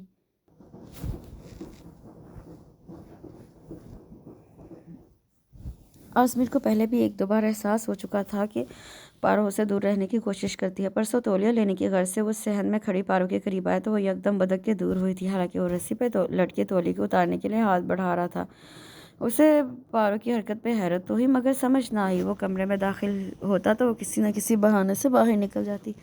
इस वक्त भी वो थक हार कर बेड पे दराज हुआ तो एक साइड पे लेटी पारो यकदम खिसक के कुछ दूर हुई थी, जिस पर बेख्तियार आज़मीर का सारा ध्यान उसकी तरफ मुड़ गया। मैं खुद तुम्हारे करीब नहीं आता, वरना मुझसे दूर जाने वाली तुम कौन होती है? उसने नखुवत से सोचा और एक नज़र पारो पे डाली। उसकी तरफ पुश थी। आज़मीर ने यकदम उसकी कमर में बाजू डाल के झटके से घुमाकर उसे अपने सामने और करीब कर लिया था। वो उस अचानक अफ्ताब पे चकरा गई थी। तुम क्या समझती हो कि मैं तुम्हारे करीब आता हूँ और तुम दूर होकर मुझे तड़पा रही हो?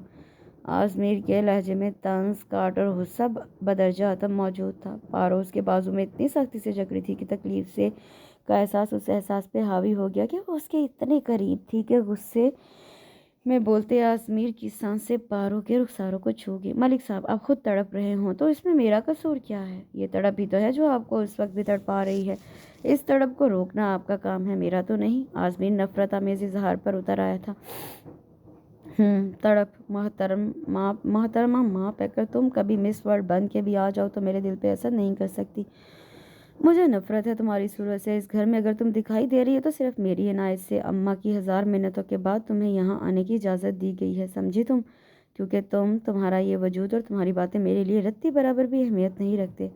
मलिक साहब, मैं आपके खोखले और मुर्दा दिल पे असर करना भी नहीं चाहती, और जितनी नफरत आप मुझसे करते हो उससे 10 गुना ज़्यादा मैं आपसे नफरत करती हूँ। और हाँ, एक बात याद रखिए कि एक दिन ऐसा ज़रूर आएगा जब आप इस घर में सिर्फ मेरी वजह से, मेरी इनायत से नज़र आएंगे। तब खेल मेरा होगा और अम्मा आपको लाने की मिन्नतें भी नहीं करेगी, क्योंकि आपका ये वजूद और आपकी बातें मेरे लिए ही नहीं किसी के लिए भी अहमियत नहीं रखेंगी, समझे आप?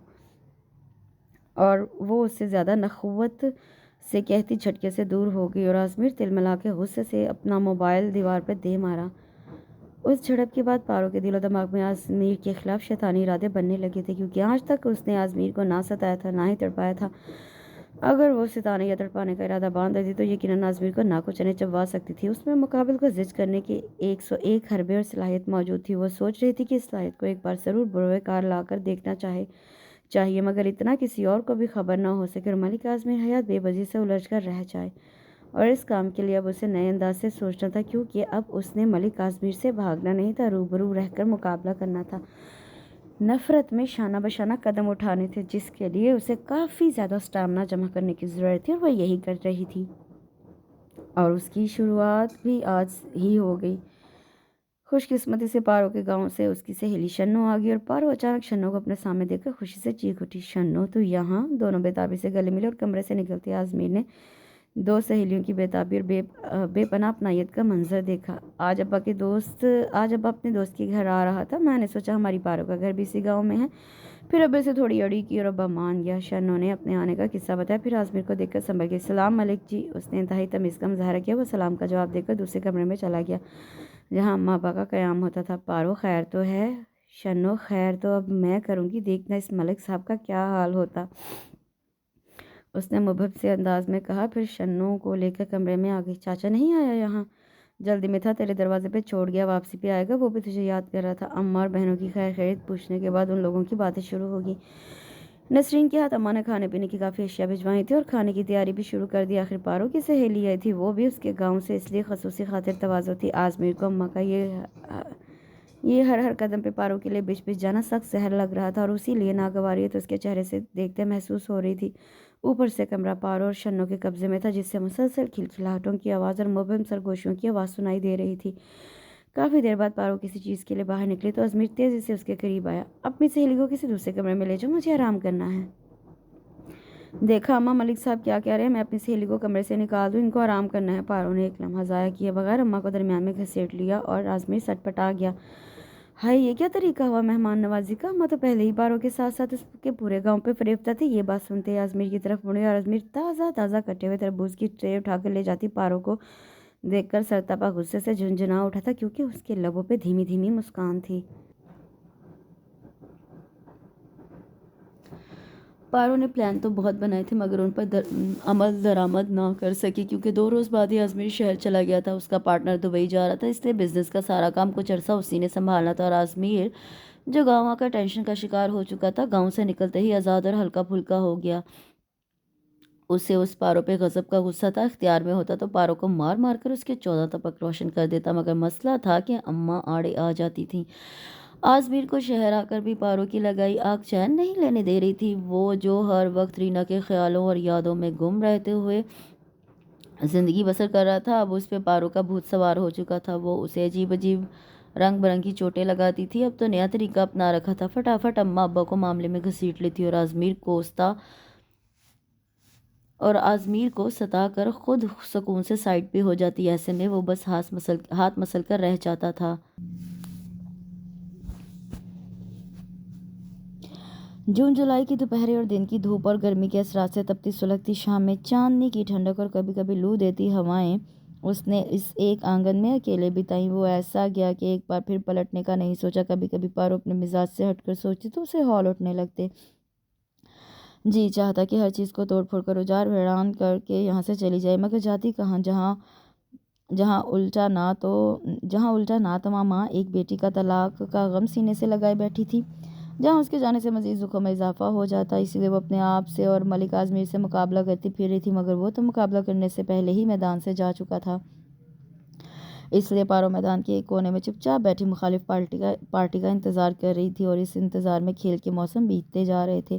در و دیوار پر اترنے والی دھوپ کی چال بدل رہی تھی، صحن میں بکھرنے والے سارے رنگ بدل گئے تھے، خالہ خالو کے کندھے شکستہ لگنے لگے تھے، ماہین کی باتیں بڑھ چکی تھیں اور پارو سب کو بہلا بہلا کر تھکنے لگی تھی۔ خالہ کو تسلیاں دیتی، خالو کو سمجھاتی، ماہین کے سامنے ناٹک کرتی اور اپنی ماں، بہنوں اور سہیلیوں کے سامنے جھوٹ کہتے سچ مچ تھک چکی تھی۔ اس کا بس چلتا تو وہ ایک بار ملک اعظمیر حیات کا گریبان پکڑ کر اتنا ضرور پوچھتی کہ کون سے جہنم میں میرے دشمن بنے تھے جس کا بدلہ تم مجھ سے ہی نہیں اپنے ماں باپ سے بھی لے رہے ہو، پھر بھی تمہارا دل نہیں بھر رہا، لیکن کاش وہ ایسا کر سکتی۔ وہ ایک بار سامنے تو آتا نہ جانے نہ آنے کی قسم کھا کر گیا تھا، پھر کوئی قسم اسے کھا گئی تھی، کچھ خبر نہیں ہو رہی تھی۔ ملک جی اپنے بیٹے سے کہہ دینا اس معصوم بچی کو برباد کرنے کی بجائے آزاد کر دے۔ ملک قریبی پی سی او سے اعظمیر کو فون کرنے جا رہے تھے جب دل پر ہزاروں من کا پتھر رکھتے اماں نے یہ جملہ کہا تھا، اور ضمیر حیات نے بھی یہ جملہ من و ان فون پر اعظمیر سے کہہ دیا۔ اس کے جواب میں اعظمیر نے کیا کہا اماں کچھ نہیں جانتی، دن بھر اداس اور ملول رہی تھیں۔ پارو نے بارہا اس اداسی میں مداخلت کی، مگر اماں یوں ہی چپ چاپ سر منہ لپیٹے پڑی رہیں۔ اماں کی کسل دیکھ کر ابا نے کوئی بات نہ چھیڑی۔ شام کو موسم ابرآلود ہو گئے، نومبر کی دم توڑتی نبضیں ماحول کو یک بستہ کر رہی تھیں۔ وہ چائے بنا کر ان کے پاس ہی آ بیٹھی۔ ابا آگ دہکائے بیٹھے تھے اور اماں لحاف میں۔ اماں سر دبا دوں، ارے پتر ہٹی کٹی ہوں، دن رات ویلی رہتی ہوں، بیمار بھی نہیں ہوتی، سر کیوں دبائے گی؟ میرا اعظمیر کی وجہ سے ہونے والی خفگی کسی طور تو نکل نہیں تھی۔ پارو نے بے بسی سے ابا کو دیکھا، وہ بھی کچھ نہ بولے۔ دیکھ پتر، دن بھر اتنا کام کرتی ہے، اس وقت بھی پاؤں یا سر دبا کے سوتی ہے، یہ سب کر کے تجھے بھی تو تھکن ہوتی ہوگی۔ شاباش، جا کر خود آرام کرو، سو جاؤ، ہم ٹھیک ہے۔ پر ابا اماں مجھ سے ناراض کیوں ہوتی ہیں؟ پارو روحانسی ہوگی۔ اس لیے کہ تجھ سے اتنا پیار جو کرتی ہے۔ انہوں نے مسکرا کر اس کا سر تھپ کر اسے سونے کے لیے بھیج دیا، مگر کافی دیر پارو ستون کے پاس کھڑی رہی۔ بارش کی بوندیں کچے صحن میں جذب ہوئیں تو مٹی کی خوشبو رگ رگ میں اتر کر مسحور کرنے لگی۔ پارو اس کچی مٹی کی مہک دل میں چھپائے اپنے کمرے میں آ گئی تھی۔ رات کا نہ جانے کون سا پیر تھا جب گہری نیند سوئے دماغ پر ٹھک ٹھک کی آواز ایک بوجھ سا لگنے لگی تھی، اور غنودگی میں حسیات بمشکل رفتہ رفتہ بیدار ہوئیں، اور پارو یکدم ہڑبڑا کر اٹھ بیٹھی تھی۔ کوئی دستک کے ساتھ ساتھ اسے پکار بھی رہا تھا، پارو پتر اٹھ، باہر کوئی دروازہ بجا رہا ہے۔ یہ یقیناً آواز اماں کی تھی۔ پارو فوراً لپک کے دروازہ کھول دیا۔ اماں باہر برآمدے میں کھڑی تھی۔ پارو نے متفکر نظروں سے دیکھا، باہر طوفانی بارش نے ایک قیامت برپا کر رکھی تھی، بجلی بھی کڑک رہی تھی اور بادلوں کی گرج بھی سونے پہ سہاگا تھی۔ وہ پلٹ کر اندر آئی، جوتے پہنے، دوپٹہ اوڑھا باہر آ گئی۔ سرد ہوا چل رہی تھی، بجلی اور بادلوں کی گرج نے الگ ماحول میں خوف بھر دیا تھا۔ بمشکل پارو ڈیری کے لکڑی کے گیٹ تک پہنچی۔ کون ہے؟ اس نے کپ کپاتے ہوئے پوچھا۔ اس کی دھیمی آواز اس شور ہنگامے کے وجود میں اپنا وجود نہ منوا سکی۔ کون ہے؟ اب کی بار دروازے کے بہت قریب آ کے بلند آواز میں تقریباً چیخ کر پوچھا گیا۔ دروازہ کھولو، میں ہوں۔ پارو حیرت سے کھڑی، اعظمیر حیات، اور اس وقت اس موسم میں اور اتنی رات، یہ حیرت تو فطری عمل تھا، مگر یہ عمل کچھ زیادہ طویل ہو گیا جب ہی اعظمیر نے تل ملا کر دروازہ پیٹ ڈالا اور پارو نے فوراً دروازہ کھول دیا۔ مر گئے تھے سب کے سب۔ وہ اندر قدم رکھتے ہوئے دھاڑا اور بے ساختہ ڈر کے 2 قدم پیچھے ہو گئی۔ وہ سر تپا بارش میں بھیگا ہوا تھا اور نہ جانے کب سے دروازہ بجا رہا تھا، جس کی وجہ سے اب پارا 7ویں آسمان کو چھو رہا تھا۔ وہ اس پہ ایک نگاہ غلط بھی ڈالے بنا آگے بڑھ گیا تھا، اور پارو جوں کی توں کھڑی لمبے لمبے ڈگ بھر کے صحن عبور کرتے اعظمیر کی پشت دیکھ کر رہ گئی۔ برآمدے میں کھڑی اماں اعظمیر کو اتنے مہینوں بعد غیر متوقع طور پر اپنے سامنے دیکھ کر خوشی سے چہک اٹھی۔ ابا بھی بیدار ہو چکے تھے۔ وہ بے دلی سے گیٹ بند کرنے لگی اور سست قدموں سے چلتی واپس آ گئی، مگر بارش نے صحن کراس کرتے ہوئے دوبارہ اسے بھگونے میں کوئی کسر نہ چھوڑی۔ پارو سیدھی اپنے کمرے میں آئی تھی، وہ بھی پوری بھیگی ہوئی تھی، اس لیے اب کپڑے بدلنے کے سوا کوئی چارہ نہیں تھا۔ اس نے بھیگا ہوا دوپٹہ اتار کر سائڈ پہ رکھا اور چہرے سے پانی صاف کرتے ہوئے الماری کھولنے لگی۔ ابھی وہ اپنے لیے کپڑے نکال ہی رہی تھی جب اعظمیر بھی کچھ اسی حالت میں اندر داخل ہوا۔ آگے پیچھے دیکھے بنا سیدھا الماری کی سمت آیا اور الماری کا پٹ بند کر کے مڑتی پارو چونک گئی، البتہ آزمیر کے قدم اپنی جگہ جم گئے تھے۔ اس کی آنکھیں خیرہ ہو گئیں۔ ایسا نازک اور دھڑکتا منظر پہلی بار یوں روبرو سامنے آیا تھا کہ آزمیر بھی نگاہیں ہٹانا بھول گیا تھا، اور پارو اپنے سامنے اتنے قریب کھڑے آزمیر کے سامنے سے ہٹنے کے لیے راستہ تلاشتی رہ گئی۔ بوکھلاہٹ میں اپنا آپ چھپائے نہیں چھپ رہا تھا، اور اسی بوکھلاہٹ میں وہ آزمیر کا کندھا دھکیل کے سائڈ سے گزر گئی، لیکن ہوش ربا احساس پورے کمرے میں چھوڑ گئی تھی۔ کچھ دیر بعد اس کے لیے چائے لے کر آئی تو وہ کپڑے تبدیل کر کے دوپٹہ بھی ٹھیک کر کے اوڑھ چکی تھی۔ وہ بھی چیخ چکا تھا رسوئی بند کر کے وہ بھی چینج کر چکا تھا۔ رسوئی بند کر کے جب وہ اپنے کمرے میں آئی، بجلی اچانک روٹ گئی۔ بیڈ پہ لیٹے آزمیر نے لائٹر جلایا اور پارو نے چٹخنی چڑھا دی۔ اتنے میں وہ بھی لائٹر بجھا چکا تھا، اور اتنے گھور اندھیرے میں اندازے سے چلتی وہ بمشکل بیڈ کو ٹٹول پائی اور اس کا سیدھا ہاتھ آزمیر پر جا پڑا۔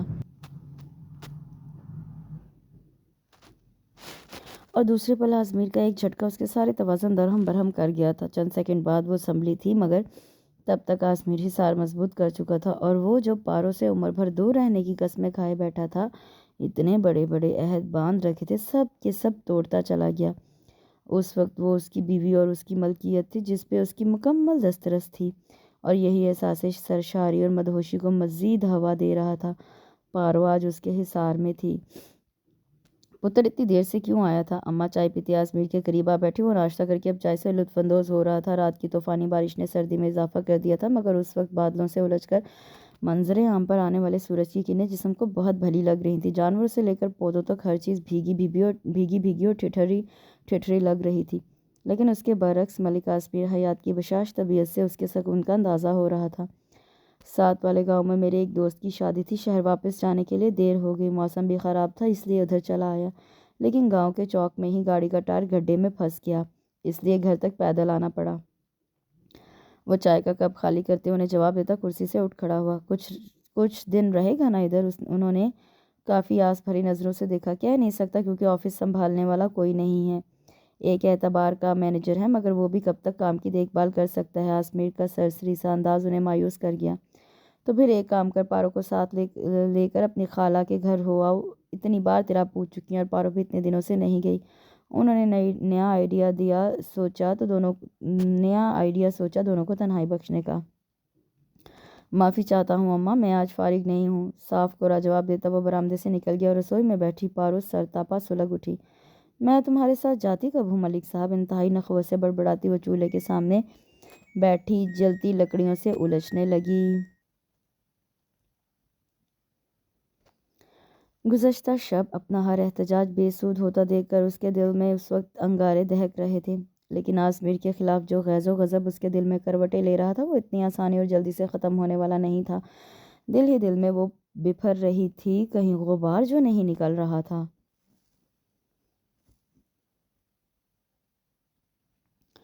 شام کو آزمیر گاڑی لے کر گھر آیا تھا، لیکن والدین کی موجودگی کے باوجود گھر خالی خالی لگ رہا تھا۔ اسے سمجھ نہیں آیا ایسا کیوں ہے، مگر کچھ دیر بعد یہ احساس بھی کھل گیا کہ ایسا کیوں ہے۔ وہ چلی گئی ہے تو آپ لوگ اتنے چپ کیوں بیٹھے ہیں؟ ہائے کیوں نہ چپ ہوں، پہلے اتنے مہینے تم گھر ہی نہیں آئے، اب آئے ہو تو وہ چلی گئی، ہمارا کیا ہے، جو چاہے کرتے پھرو۔ گاؤں کے بڑے ملک کی بیوی تھی، زندگی میں سکھ آرام بھی تھا، اولاد بھی تھی، کوئی تکلیف یا بیماری بھی نہ تھی، پھر بھی وہ اتنی بوڑھی اور کمزور لگتی تھی، اور اس بڑھاپے کے اثرات آج کل کچھ زیادہ دکھائی دینے لگے تھے، اور اس کا ذمہ دار کسی نہ کسی حد تک وہ خود تھا، کیونکہ ان کی ہر خوشی غم اس کی ذات سے وابستہ تھی۔ ان کی زندگی کا مرکز وہی تھا، وہ ان کو پریشانیاں دیتا آ رہا تھا۔ یہی سوچتے سوچتے اسے اپنا آپ غلط لگنے لگا تھا۔ پھر رینا سے کیا گیا وعدہ بھی دماغ میں تازہ ہونے لگا، اس لیے ندامت بھی ہوئی، مگر وقتی طور پر، کیونکہ جہاں پارو کا خیال آ جاتا وہاں وہ ہر ندامت بھول کر کینہ پرور ہو جاتا تھا۔ اسے پارو کا گھمنڈی انداز طیش دلاتا تھا۔ وہ اس کے نازک سراپے میں اکڑ کا اثر دیکھتا تو غصے میں آ جاتا، لیکن اس وقت سچ مچ چاہے وہ وقتی ہی صحیح، وہ اسی کے بارے میں سوچ رہا تھا۔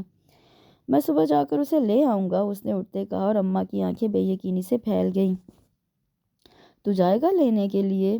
وہ دوبارہ پوچھا تاکہ یقین ہو سکے۔ جی میں ہی جاؤں گا، اس نے یقین کی مہر لگاتے ہوئے باہر کی سمت قدم بڑھا دی، اور اگلی صبح ان دونوں کی خوشیوں کا دن تھا۔ انہوں نے فروٹ اور مٹھائیوں کی ٹوکریاں منگوا کر رکھی تھی۔ وہ پہلی بار سسرال جا رہا تھا، اس لیے خالی ہاتھ جانا اچھا نہیں لگتا تھا۔ خود اسے ان باتوں کا بھلا کیا خیال تھا؟ جو کرنا تھا انہوں نے ہی کرنا تھا، اور اتنی چہل پہل کے باوجود آج بھی خاصی ادھوری ادھوری لگ رہی تھی۔ پارو کا وجود اس گھر کے لیے بے حد ضروری اور اہم ہو چکا تھا، اس کے بغیر اب سب کچھ نامکمل تھا۔ بارش کی وجہ سے کچی پکی سڑکوں پہ کیچڑ اور مٹی کے ڈھیر لگے ہوئے تھے، جن کی وجہ سے بلیک چمکتی دمکتی لینڈ کروزر مٹی ہو رہی تھی اور ڈرائیونگ بھی کافی احتیاط سے کرنا پڑ رہی تھی۔ آدھے پونے گھنٹے کی مسافت پر پورے 1 گھنٹے میں طے ہوئی اور وہ پارو کے گاؤں پہنچا تھا۔ دیکھ پارو، کسی کو بھی اتنی امید نہیں تھی کہ تو کسی کے ساتھ نباہ کرے گی۔ تجھے اتنے مہینوں سے اپنے گھر میں خوش نباہ کرتے دیکھ کر سب کو ہی بڑی حیرانی ہوتی ہے۔ تو یقین کر پارو، تیری اماں تیرے لیے اتنی دعائیں کرتی ہیں، میں حیران ہوتی ہوں۔ پہلے وہ تجھے کتنا کوستی تھی۔ شنو چارپائی پہ لیٹی پارو کا سر دباتی ہوئی باتیں کر رہی تھی۔ چل ہٹ، میری اماں مجھے کب کوسنے دیتی ہے، بس میں اسے تنگ کرتی تھی اس لیے تھوڑا گرمی کھا جاتی تھی۔ پارو نے شنو کا ہاتھ اپنے ماتھے سے جھٹک دیا۔ اچھا، اب کسے تنگ کرتی ہے؟ اپنے ملک صاحب کو؟ ارے نام مت لے، اس ملک کے بچے کا جی چاہتا ہے گولی مار دوں مر جانے کو۔ پارو یکدم غرائی، لیکن دوسرے پل خود پہ پڑنے والے سائے سے چونک گئی۔ پارو سردی کی وجہ سے دھوپ میں چارپائی ڈالے لیٹی ہوئی تھی اور سرہانے شنو بیٹھی اس کا سر دبا رہی تھی۔ ایسے میں ان کی گفتگو بھی کرا رہی تھی جو آزمیر نے حرف بحرف سنی تھی، اس لیے مزید قریب آتے ہوئے گلا کھنکھا کر اپنی آمد کی اطلاع دی تھی۔ پارو اور شنو دونوں کے بیک وقت رنگ اور حواس اڑ گئے۔ ملک جی آپ، السلام علیکم، آج آپ کیسے؟ شنو نے بے ربط سا سلام کیا اور بولنے کی کوشش کی، ساتھ ہی سر ڈھانپنے کی کوشش بھی جاری تھی، البتہ پارو صرف اٹھ کر بیٹھی تھی، کہا کچھ نہیں۔ وعلیکم السلام، بیٹھو تم لوگ۔ اس نے پارو پہ ایک سخت نگاہ ڈالی، وہ چارپائی کے اوپر ہی دونوں گھٹنے کے گرد بازو لپیٹی بیٹھی رہی، سر جھکا ہوا اور دوپٹہ کندھے سے ڈھلک رہا تھا۔ باقی سب کہاں ہیں؟ شنو نے دوسری چارپائی قریب کھینچ کر اسے پیش کی تو آزمیر نے شنو سے ہی دریافت کر لیا۔ ماسی پارو کے لیے دوائی لینے گئی ہے، اسے کل سے بخار ہے۔ شنو نے بمشکل بات مکمل کی اور پھر چائے کا کہہ کر رسوئی کی سمت چلی گئی۔ اتنے بڑے صحن میں تنہائی اور سناٹا تھا اور ان دونوں کے علاوہ کوئی بھی نہیں تھا۔ آزمیر نے گردن موڑ کر دوبارہ پارو کو دیکھا جو ہنوز اسی طرح بیٹھی ہوئی تھی۔ میں نے تو سنا تھا تم بارش میں بھیگنا اپنا فرض سمجھتی ہو، لیکن ذرا سی بارش سے تم اس حال تک پہنچ جاؤ گی، مجھے اندازہ نہ تھا۔ اس کی بات پہ پارو نے سلگ کر اسے دیکھا۔ میں بارش کی وجہ سے بیمار نہیں ہوئی، تو پھر کس وجہ سے بیمار ہوئی ہو؟ برجستہ جواب کا برجستہ سوال تھا۔ پارو سٹ پٹا گئی، وہ اسے ہی دیکھ رہا تھا۔ مجھے نیند سے کوئی جگا دے، میری آنکھیں دکھنے لگتی ہے، اس سے مجھے بخار ہو جاتا ہے۔ اس دن اماں نے دروازہ کھولنے کے لیے مجھے ہی جگا دیا تھا، اور اماں نے یہ تو نہیں کہا تھا کہ دروازہ کھولنے کے بعد دوبارہ سونا مت؟ آزمیر نے اس کی بات کاٹ کے جن نظروں سے دیکھتی ہوئے اپنی بات مکمل کی۔ اس پہ پارو کا جسم آگ کی طرح تپنے لگا، بخار کی حد کراس ہو چکی تھی۔ اس کی خوبصورت موٹی آنکھوں میں سرخی اترنے لگی تھی۔ اس نے ضبط کرتے ہوئے مٹھیاں بھینچ لی، تب تک کمروں نے سابق گھر میں داخل ہو چکی تھی اور شنو بھی چائے لے کر آ گئی تھی۔ آزمیر کو دیکھ کر اماں کی خوشی کا کوئی ٹھکانہ نہ رہا، اور اس خوشی میں اچانک ربیہ اور اس کا شوہر بھی شریک ہو گیا تھا۔ صفیہ، ربیہ، اماں اور ربیہ کا شوہر حماد بھی آزمیر کو شادی کے بعد پہلی بار دیکھ کر کافی خوش ہوا تھا۔ اماں نے کھانے کی تیاری کرنا چاہی تو اس نے روک دیا۔ نہیں خالہ، میں اسے لینے آیا ہوں، کھانا ہم گھر جا کر کھائیں گے، ویسے بھی ابھی بھوک نہیں۔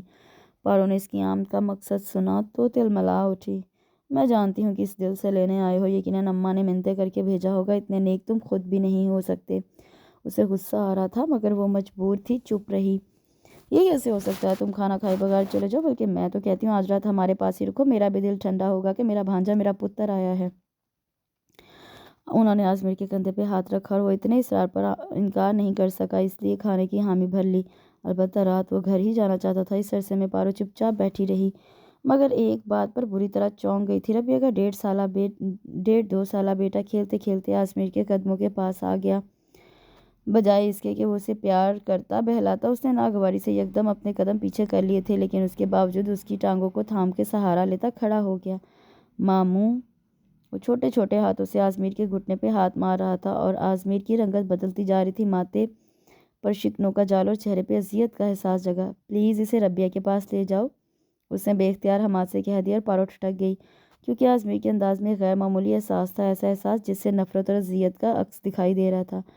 حماد سمجھا آزمیر کپڑے خراب ہونے کے خیال سے کہہ رہا ہے، اس لیے بچے کو اپنی سمت کھینچ لیا، مگر بچے کا معصوم ذہن معصوم اور ضدی تھا، اس لیے دوبارہ لپک کر اپنے اجنبی ماموں کے قریب آیا۔ لیکن اب کی بار وہ مضطرب سا ہو کے وہاں سے اٹھ گیا۔ حماد، گاڑی میں کچھ سامان رکھا ہے، وہ اتروانا ہے، کسی کو بلا دو۔ آزمیر نے وہاں سے ہٹنے کا بہانہ کیا، مگر پارو دم بخود بیٹھی یہ سچویشن سمجھنے کی کوشش کر رہی تھی، لیکن پھر بھی سمجھ نہ پائی کہ آزمیر حیات نے ایک بچے کے ساتھ ایسا سلوک کیوں کیا، حالانکہ حمزہ کافی گول مٹول اور پیارا بچہ تھا۔ پارو اکثر ملنے پر اس کے ساتھ لگی رہتی تھی، مگر آزمیر نے تو حد کر دی۔ واپسی پہ گاڑی میں دونوں طرف خاموشی چھائی رہی۔ آزمیر نے آنے سے قبل ربیہ اور صفیہ کو بطور کزن شاپنگ کے لیے کچھ رقم دے آیا تھا۔ وہ دونوں تو انکار کر رہی تھی۔ قمرنسا نے ہی رکھ لینے کا اشارہ کیا، مگر گاڑی کا لاک کھولتے کھولتے وہ پلٹ کر دوبارہ ربیہ کے پاس گیا تھا۔ یہ اپنے بچے کو شاپنگ کروا دینا، اس نے مجھے ماموں کہا ہے، وہ کہہ کر رکا نہیں اور ربیہ ہاتھ میں پکڑے نوٹ دیکھتی رہ گئی۔ یہ آزمیر بھی بڑا عجیب ہے، اتنا بے مروت ہو کر بھی بے مروت نہیں لگتا، نہ جانے کیوں دور دور رہتا ہے۔ وہ اس کی گاڑی کے اوجل ہوتے ہی حیرت کا اظہار کر رہی تھی اور پارو گاڑی میں بیٹھی اس کے رویے کو سوچ رہی تھی، جس نے حمزہ کو ہاتھ لگانا اور پیار کرنا گوارا نہیں کیا تھا۔ اس دفعہ آزمیر کافی دن رہ کر واپس شہر گیا تھا۔ اماں بھی اس دفعہ خوش تھیں، البتہ پارو کا مزاج آزمیر سے اکھڑا تھا۔ شاید دسمبر کی سردی کا اثر تھا، ہر چیز ہی بوجھل تھی۔ اماں گندم اور دالیں پیس کر نشاستہ بنانے میں مصروف تھی اور پارو دن بھر کام نپٹانے کے بعد خاموشی سے لیٹی رہتی تھی۔ اور ایسے میں ایک ہفتے بعد ہی دوبارہ آزمیر گاؤں آیا تو سب کو حیرت ہوئی، مگر اس دفعہ اس کے ساتھ ساجدہ آپا اور ان کے بچے بھی تھے۔ ساجدہ آپا ملتان بیاہی گئی تھی، بچوں کی دسمبر چھٹیاں ہوئیں تو لاہور گھومنے چلے گئے، مگر لاہور سے آزمیر ان کو گاؤں لے آیا۔ کچھ دیر میں ہی پورے گھر میں رونق لگ گئی۔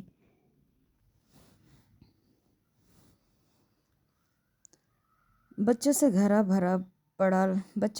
بھرا پڑا لگتا ہے، اللہ میری پارو کی گود ہری کرے۔ اماں نے صدقے دل سے دعا کی، لیکن آزمیر پہلو بدل کے رہ گیا اور پارو اس دعا پہ جھجک سی گئی، مگر آزمیر پر نظر پڑتے ہی چند روز پہلے والی حیرت دوبارہ اٹھ کے آئی تھی۔ نہ جانے کیوں بچوں کو دیکھ کر اور ان کا ذکر سن کے اس کے چہرے کے زاویے بگڑ جاتے تھے، ایک بے حد سرد و سپاٹ کیفیت پھیل جاتی تھی، اور اس کی یہ کیفیت 3 ماہ بعد اپنے عروج پر پہنچ گئی تھی۔ پارو، وہ یکدم کمرے میں داخل ہوتے ہوئے دھاڑا، وہ گھبرا کر پلٹی۔ ملک آزمیر حیات دہکتی سرخ آنکھوں سے اسے ہی بسم کر رہا تھا۔ یقیناً وہ ابھی شہر سے آیا تھا، اسے شہر گئے ہوئے 20 دن ہو چکے تھے، اور یوں اچانک اس طرح غصے میں دیکھ کر وہ سچ مچ بوکھلا گئی تھی۔ آخر پہلی بار وہ اسے اس طرح مخاطب کر رہا تھا۔ کیا ہوا؟ خیر تو ہے؟ پارو نے تہہ کیے ہوئے کپڑے بیڈ پہ رکھ دیے۔ میں اماں سے کچھ سن کے آ رہا ہوں، کیا یہ سچ ہے؟ وہ قریب آ کے پارو کی گداز بازو دبوچ چکا تھا۔ وہ اس کی اتنی سخت گرفت اور جارحانہ تیوروں سے الجھ گئی۔ کیا سن کے آ رہے ہیں؟ کہ تم پریگننٹ ہو؟ وہ اس کی آنکھوں میں آنکھیں ڈال کے بولا، اور جواباً 1 سیکنڈ میں پارو کی پلکیں جھک گئیں، کیونکہ یہی سچ تھا اور یہ سچ آزمیر کے لیے ناقابل برداشت تھا۔ میں کیا پوچھ رہا ہوں؟ اس نے پارو کو یکدم جھنجھوڑ کے کہا، اور وہ اس کے اس قدر وحشی پن پہ تڑپ سی اٹھی۔ کیا پوچھ رہے ہیں؟ جو کچھ تم سن چکی ہو، اور جو کچھ آپ بھی سن چکے ہیں وہ بھی اپنی جگہ ٹھیک ہے، یعنی اماں کی بات سچ ہے۔ وہ سختی سے بولا۔ اماں جھوٹ کیوں بولیں گی؟ مگر مجھے یہ سچ گوارا نہیں۔ آزمیر کا سخت لہجہ انتہائی پتھریلا لگ رہا تھا۔ کیوں؟ بے ساختہ پارو نے کیوں کا لفظ اٹھا دیا۔ کیونکہ مجھے بچوں سے نفرت ہو چکی ہے۔ میں بچوں کا وجود تو کیا ان کا نام بھی برداشت نہیں کر سکتا، کیونکہ بچوں کی وجہ سے رینا مجھ سے چھن گئی۔ انہی بچوں کی خواہش نے میری ہم سفر، میری ساتھی کو مجھ سے دور کر دیا۔ اس بچے کے لیے اس نے اتنا صبر اور انتظار کیا، تکلیف دیکھی، اور یہی بچہ اس کی جان لے گیا، موت کے منہ میں دھکیل دیا۔ پر وہ ایسا نہیں ہو سکتا۔ اگر رینا نہیں مل سکتی تو یہ بچے بھی مجھے منظور نہیں۔ تمہیں چھٹکارا پانا ہوگا اسی چکر سے۔ ملک آزمیر حیات نے پارو کے سر پہ بم پھوڑ ڈالے۔ وہ پھٹی پھٹی آنکھوں سے دیکھتی رہ گئی۔ رینا کے لیے بچوں سے نفرت؟ اس کے لیے حیرت پہ قابو پانا مشکل ہو چکا تھا، دماغ میں چکر چل رہے تھے۔ اس وقت تو وہ جواباً کچھ نہ کہہ سکی، مگر جب رات کو دوبارہ آزمیر نے وہی قصہ دوبارہ چھڑا تو چپ نہ رہ سکی۔ وہ مر گئی ہے تو اس کے لیے آپ خود کیوں نہیں مر جاتے؟ کسی اور کا قتل کیوں کروا رہے ہیں؟ میں کوئی بکواس نہیں سننا چاہتا، تمہیں ہر قیمت پہ میری بات ماننی ہوگی، اس لیے صبح تمہیں میرے ساتھ شہر جانا ہوگا۔ اس نے سگریٹ سلگاتے ہوئے ڈبی اور لائٹر سائڈ ٹیبل پہ پٹک دیے۔ آپ کے ساتھ جاتی ہے میری؟ اس کا فقرہ پورا ہونے سے پہلے ہی وہ کھڑا ہو گیا تھا۔ وہ سو رہا تھا جب پارو نے رو رو کر اپنی داستان اماں کے گوش گزار کر ڈالی تھی، اور اماں نے 2 تھپڑ مارتے ہوئے اپنا سینہ پیٹ ڈالا تھا۔ ہائے میں مر جاؤں، اپنی نسل ختم کرنا چاہتا ہے، ہمارا نام و نشان مٹانا چاہتا ہے۔ ہائے ملک جی کدھر گئے؟ وہ واویلا کر رہی تھی۔ وہ سو کر اٹھا تو گھر میں جیسے ہنگامہ کھڑا ہو گیا تھا۔ پہلے تو وہ سمجھ ہی نہ سکا، جب سمجھ آیا تو اس کا بھی دماغ گھوم گیا۔ بس اماں بہت ہو گیا، میں شروع دن سے ہی آپ کی زیادتیاں سہتا آیا ہوں۔ آپ نے ہمیشہ اپنی بہن اور بھانجی کی فکر کی، کبھی میرا احساس نہیں کیا۔ ہمیشہ آپ کو اپنے اس جاہل گمار اور بدتمیز بھانجی کی پرواہ ہوتی تھی۔ آپ نے کبھی یہ نہیں سوچا کہ میں آپ کا اکلوتا بیٹا ہوں، میرا بھی دل ارمان رکھتا ہے، میرا بھی دل چاہتا ہے کہ مجھے پڑھی لکھی باادب اور تمیزدار بیوی ملے، لیکن آپ نے زبردستی منگنی کر کے دم لیا۔ میں خاموش رہا، لیکن جب رینا کو لے کر آیا تو تماشا لگوایا تھا۔ آپ نے مجھے بیوی سمیت گھر سے نکال دیا۔ بے شک میں نے یہ قدم آپ کے خلاف اٹھایا تھا، لیکن لوگ اولاد کو معاف بھی تو کر دیتے ہیں، مگر آپ پہ بہن کی بیٹی کا بھوت سوار تھا، اور آپ کا یہ بھوت اور آپ سب کی آنکھیں اسے موت کے گھاٹ اتار گئیں۔ وہ میرے پاس اس کی اولاد بھی نہ رہی، اس کی جیتی جاتی نشانی بھی مٹ گئی۔ میرے ارمان جلا کر آپ اپنے ارمان پورا کرنا چاہتی ہیں، میں ایسا کبھی نہیں ہونے دوں گا، بلکہ ہو ہی نہیں سکتا۔ اس سے اگر میری بیوی بن کے اس گھر میں رہنا ہے تو میری بات ماننی ہوگی، ورنہ طلاق دینا میرے لیے مشکل نہیں ہوگا، وہ قہرآلود لہجے میں کہتا پلٹ کر اندر چلا گیا۔ وہ دونوں دم بخود بیٹھی تھیں۔ بات ملک ضمیر حیات تک جا پہنچی۔ انہوں نے آزمیر کو بلایا۔ دونوں باپ بیٹا نہ جانے کتنی دیر بحث و تکرار میں لگے رہے، دونوں آگ بگولا ہو رہے تھے، لیکن جب دونوں بیٹھک سے باہر نکلے دونوں ہی چپ تھے۔ چپ خاصی گہری اور پرسوچ تھی، اس لیے کسی نے بھی مداخلت نہیں کی، مگر تنہائی میں اس نے پارو کو ایک بار متوجہ ضرور کیا تھا۔ تم نے جو کرنا تھا کر لیا، تمہیں اماں ابا کی شے حاصل ہے، لیکن ماں پیکر بیگم اتنا یاد رکھنا، آج کے بعد تمہیں میری بیوی نہیں اس بچے کی ماں بن کے رہنا ہے۔ میرا اور تمہارا تعلق صرف لوگوں کی نظروں تک ہے اور کہیں نہیں، اور ہاں اپنے بچے کی ولدیت کے خانے میں تو تم میرا نام لکھ دو گی، مگر میرے دل میں اپنے بچے کا نام کبھی نہیں لکھ سکو گی، بلکہ اس کوشش میں تم اپنا آپ مٹا چکی ہو۔ شہر جانے سے پہلے جو کچھ اس نے کہا تھا پارو کو اچھی طرح یاد تھا، اور سچ مچ آزمیر پہلے سے زیادہ دور اور اجنبی ہوتا گیا تھا۔ گزرنے والا وقت اس کی اجنبیت اور بیگانگی میں اضافہ کر رہا تھا۔ پارو کے ہاں 2 جڑواں بیٹے ہوئے تھے، جن کی خوشی سنبھالے نہیں سنبھل رہی تھی۔ پورے گاؤں میں مٹھائی بانٹی جا رہی تھی، بچوں کا اور پارو کا صدقہ بھی دیا تھا۔ آج قمر النساء اور فخر النساء دونوں بہنوں کے پاؤں زمین پر نہیں ٹک رہے تھے۔ خاندان بھر سے مبارکباد دینے کے لیے عورتیں آ رہی تھیں، گھر میں گہما گہمی تھی، لیکن اس سارے ہنگامے میں صرف آزمیر حیات کی کمی تھی، جس کو جڑواں بیٹوں کی اطلاع ملی، مگر پھر بھی دل میں نرم پیار یا احساس نے کوئی ہلچل نہیں مچائی تھی، اور انتہائی سنجیدگی اور لاپرواہی سے اپنی مصروفیت کا بہانہ بنا دیا تھا۔ اماں آزمیر نہیں آیا؟ ساجدہ آپا نے چپکے سے استفسار کیا۔ نہیں، انہوں نے لاپرواہی سے کہتے ہوئے مٹھائی ٹرے میں رکھ کے اوپر جالی دار کپڑا اوڑھایا۔ آپ نے بتایا تھا اسے؟ دیکھ ساجدہ، مجھ سے باتیں نہ کر، ہم نے بتانا تھا بتا دیا، اب وہ نہیں آنا چاہتا تو نہ آئے، میں اپنے پوتوں کی خوشی اس کی فکروں میں لگ کے خراب نہیں کرنا چاہتی۔ ہائے، ساجدہ کو حیرت ہوئی، اماں کے انداز ہی بدل گئے تھے۔ اماں، یہ آپ کے پوتے بھی تو اسی کے بیٹے ہیں؟ بس مجھے سبق نہ پڑھا، جانتی ہوں اسی بے غیرت کے بیٹے ہیں، پر اس جیسے نہیں ہیں، سمجھی؟ اماں ٹرے لے کر باہر چلی گئی۔ اماں تو بیٹے کی طرف سے بے فکری ہو گئی تھی، لیکن ساجدہ آپا سے ایسا نہیں ہو رہا تھا۔ انہوں نے اپنے شوہر کو بلوایا اور آزمیر کو فون کر کے آنے کا اصرار کیا۔ یہ بہنوئی کا لحاظ اور مروت ہی تھا کہ اس نے آنے کی حامی بھر لی، اور شام ڈھلے وہ گھر آ گیا۔ ماہین، جو آزمیر کے اتنے اہم موقع پر غیر موجودگی سے بے پناہ خوش تھی، یکدم بجھ سی گئی۔ پارو نے دونوں بچوں کو دیکھتے ہوئے مسکرا کر جیسے ان سے عزم لیا تھا، پھر چہرے پہ کلائی رکھ کے لیٹ گئی۔ ملک صاحب، آپ کی چائے۔ پارو کی کھنکتی آواز پہ وہ بری طرح چونکا، پلٹ کر دیکھا، وہ کپ اس کی سمت بڑھا رہی تھی، چہرے پہ دلکشی بکھری تھی، جلد کی چمک دمک پہ اضافہ ہو چکا تھا، ماتھے پہ تیوری کی بجائے ہونٹوں کی سرخیوں میں مسکراہٹ رچی ہوئی تھی۔ وہ بچوں کی پیدائش کے بعد پہلی بار اسے دیکھ رہا تھا۔ اسے 5-6 دن ہو چکے تھے آئے ہوئے، لیکن ایک بار بھی اپنے کمرے میں نہیں گیا تھا۔ آج اس نے نسرین سے چائے بنانے کا کہا اور خود چھت پہ آ گیا تھا، مگر چائے پارو لے کر آ گئی، وہ بھی اتنے فریش اور دل جلا دینے والے انداز میں، اسے امید نہ تھی۔ ملک صاحب، یہ چھت ہے، کچھ شرم کرو، اس نے جان بوجھ کے اسے چھیڑا، اور آزمیر کے چہرے پہ غصے کی لالی اترنے لگی۔ جانتا ہوں یہ چھت ہے، لیکن تم شاید بھول رہی ہو کہ یہ چھت ہے، اپنا حلیہ دیکھا ہے؟ وہ برہم ہوا۔ پارو کا دوپٹہ سرکا ہوا تھا اور موٹی چوٹی آگے جھول رہی تھی۔ میرا حلیہ تو صرف آپ کے سامنے ہے ملک صاحب، اور میں شادی شدہ بال بچے دار بھی ہوں، پر آپ کی چچیری بہن تو کنواری ہے، اس کے حلیے دیکھے ہیں کبھی؟ چلتی ہوں اب۔ وہ ابروؤں سے اشارہ دے کر پلٹی اور چوٹی کو گھما کے پیچھے اچھالا، جو سیدھی آزمیر کے چہرے پر پڑی اور اس کے ہاتھ میں پکڑا کپ بھی ہل کے رہ گیا۔ وہ اس حملے سے سنبھلا تو نظر سیدھی ماہین پہ گئی، جو کن اکھیوں سے ادھر ہی متوجہ تھی۔ آزمیر پارو کی حرکت پہ تلملا اٹھا تھا، لیکن وہ نیچے جا چکی تھی۔ اس وقت چائے کیوں پی رہے ہیں؟ ماہین قریب آ گئی۔ دونوں گھروں کی چھتیں جڑی ہوئی تھیں، البتہ درمیان میں چھوٹی سی دیوار تھی۔ ماہین اسی دیوار کے پاس آ کر رکی تھی۔ دن میں سویا نہیں، سر درد کر رہا ہے، تو پارو سے کہتے نا وہ سر دبا دیتی۔ ماہی نے تیل چھڑکا۔ پارو وہ ہلکے سے بڑبڑائے، ویسے بڑا پیار ہے پارو سے، جب بھی یاد کرتی ہے آ جاتے ہو۔ ماہی نے ایک اور تیر پھینکا۔ آزمین نے الجھن بھری نظر سے ماہین کو دیکھا۔ بھائی میرے سامنے تو ہمیشہ یہی ہوا ہے، جب بھی پارو سے پوچھا آزمیر کب آئے گا، جواباً کہتی آج کل میں آ جائے گا، اور سچ مچ تم آ جاتے ہو؟ کہیں فون وغیرہ پہ پہلے سے تو طے نہیں کر لیتے؟ ماہین کا انداز دلچسپی اور کچھ استہزاء لیے ہوئے تھا۔ آزمیر کو ناگوار گزرا۔ ہو بھی سکتا ہے، ویسے آپ اس وقت چھت پہ کیا کر رہی ہیں؟ اس نے تیکھے پن سے دریافت کیا تو ماہین ہلکے سے مسکرا دی۔ تمہیں دیکھ کر آئی تھی، سوچا تھوڑی دیر تم سے باتیں ہی کر لوں، نیچے تو ہر وقت پارو اور تائی کی گھوریاں ہی ختم نہیں ہوتی۔ ماہین کے بدلے بدلے تیور اور لب و لہجہ آزمیر کو اچھا نہیں لگا، اس لیے بہت جلد خالی کپ ہاتھ میں لیے نیچے اتر گیا۔ جو بات ابھی تک آزمیر نہیں سمجھ سکا تھا، وہ بات پہلے روز ہی پارو نے چند سیکنڈ میں محسوس کر لی تھی۔ وہ خالی کپ برآمدے میں رکھی میز پر رکھ کر اندر آیا تو پارو کو اپنے بچوں کے ساتھ مصروف دیکھ کر دوبارہ کمرے سے نکل گیا۔ اسے سارے ماحول سے ہی چڑ ہونے لگی تھی۔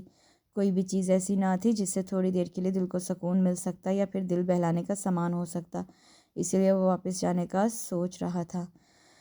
آج ابا پٹواری سے کچھ کاغذات لے کر آئے تھے، شاید کسی زمین یا پھر مکان کے پیپر تھے، جو آ کر پارو کو دیے، لیکن وہ کپڑے دھو رہی تھی، اس لیے کہہ دیا کہ رکھ دے، بعد میں سنبھال کے رکھ دوں گی۔ مگر ابا کچے کام کرنے کے عادی نہیں تھے، اس لیے تمام کاغذات آزمیر کو تھما دیے۔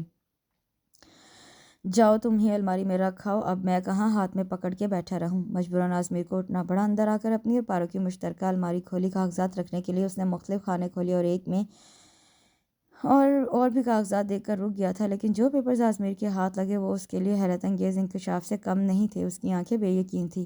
پارو اور بی اے کی ڈگری، یہ مر کے بھی نہیں ہو سکتا۔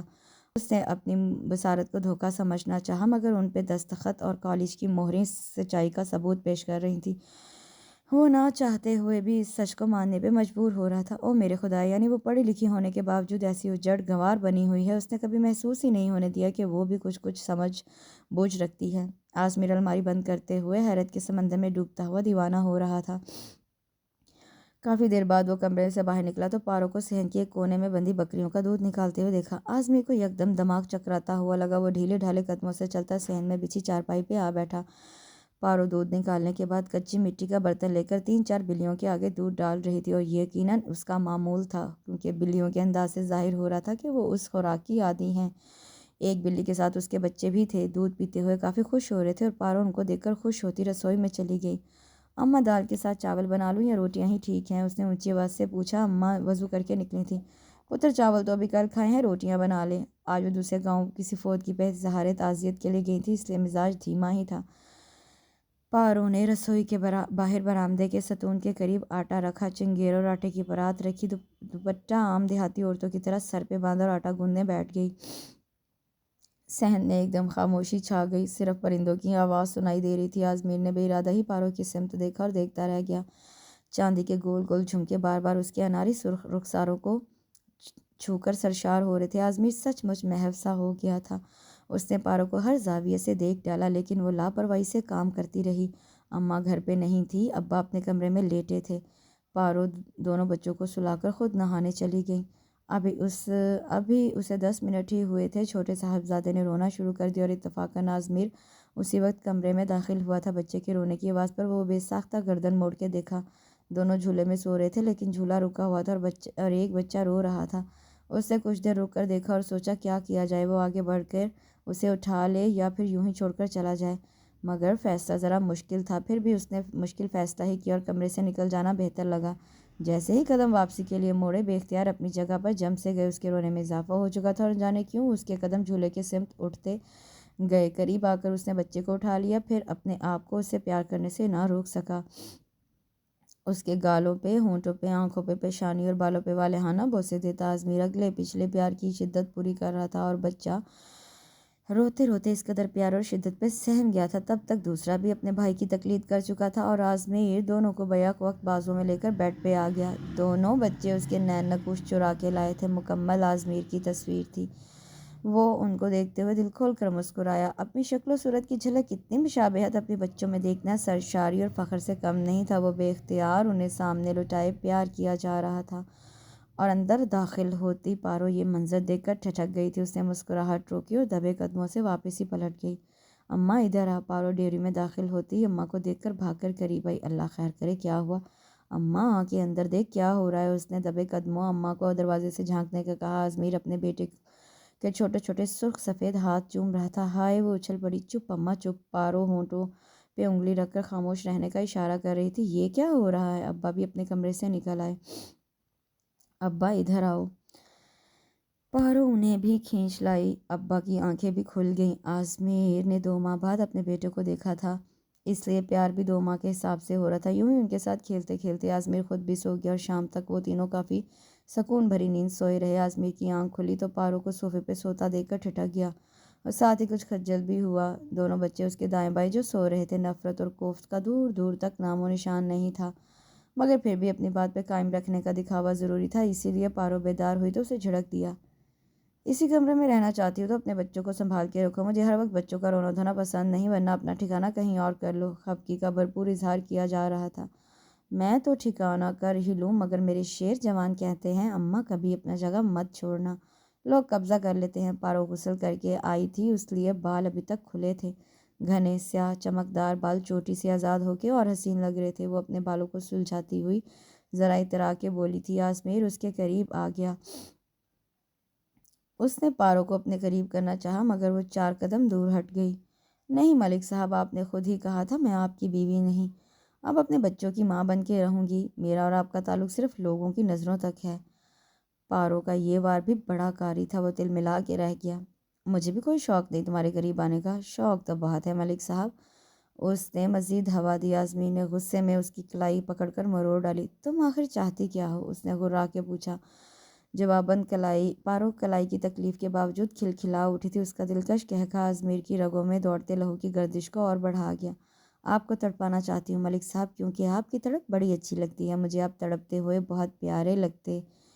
پارو آج سچ مچ اسے تپا رہی تھی۔ آزمیر اس کی بات اور حرکتوں کے شکنجے میں آتا جا رہا تھا۔ وہ جو پارو سے عمر بھر جنگ کرنا چاہتا تھا، ہمیشہ دنگا فساد کرنا چاہتا تھا، وہ ابھی سے ہتھیار ڈالنے لگا تھا۔ اسے احساس ہو چکا تھا کہ جھگڑوں، نفرتوں اور کدورتوں میں کچھ نہیں رکھا۔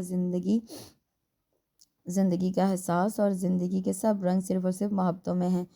یہ محبتیں ہی ہیں جو انسان کو قدم قدم پہ روک کے اگلے قدم اٹھانے سے پہلے سوچنے سمجھنے اور ساتھ چلنے والوں کی قدر کرنا سکھاتی ہیں۔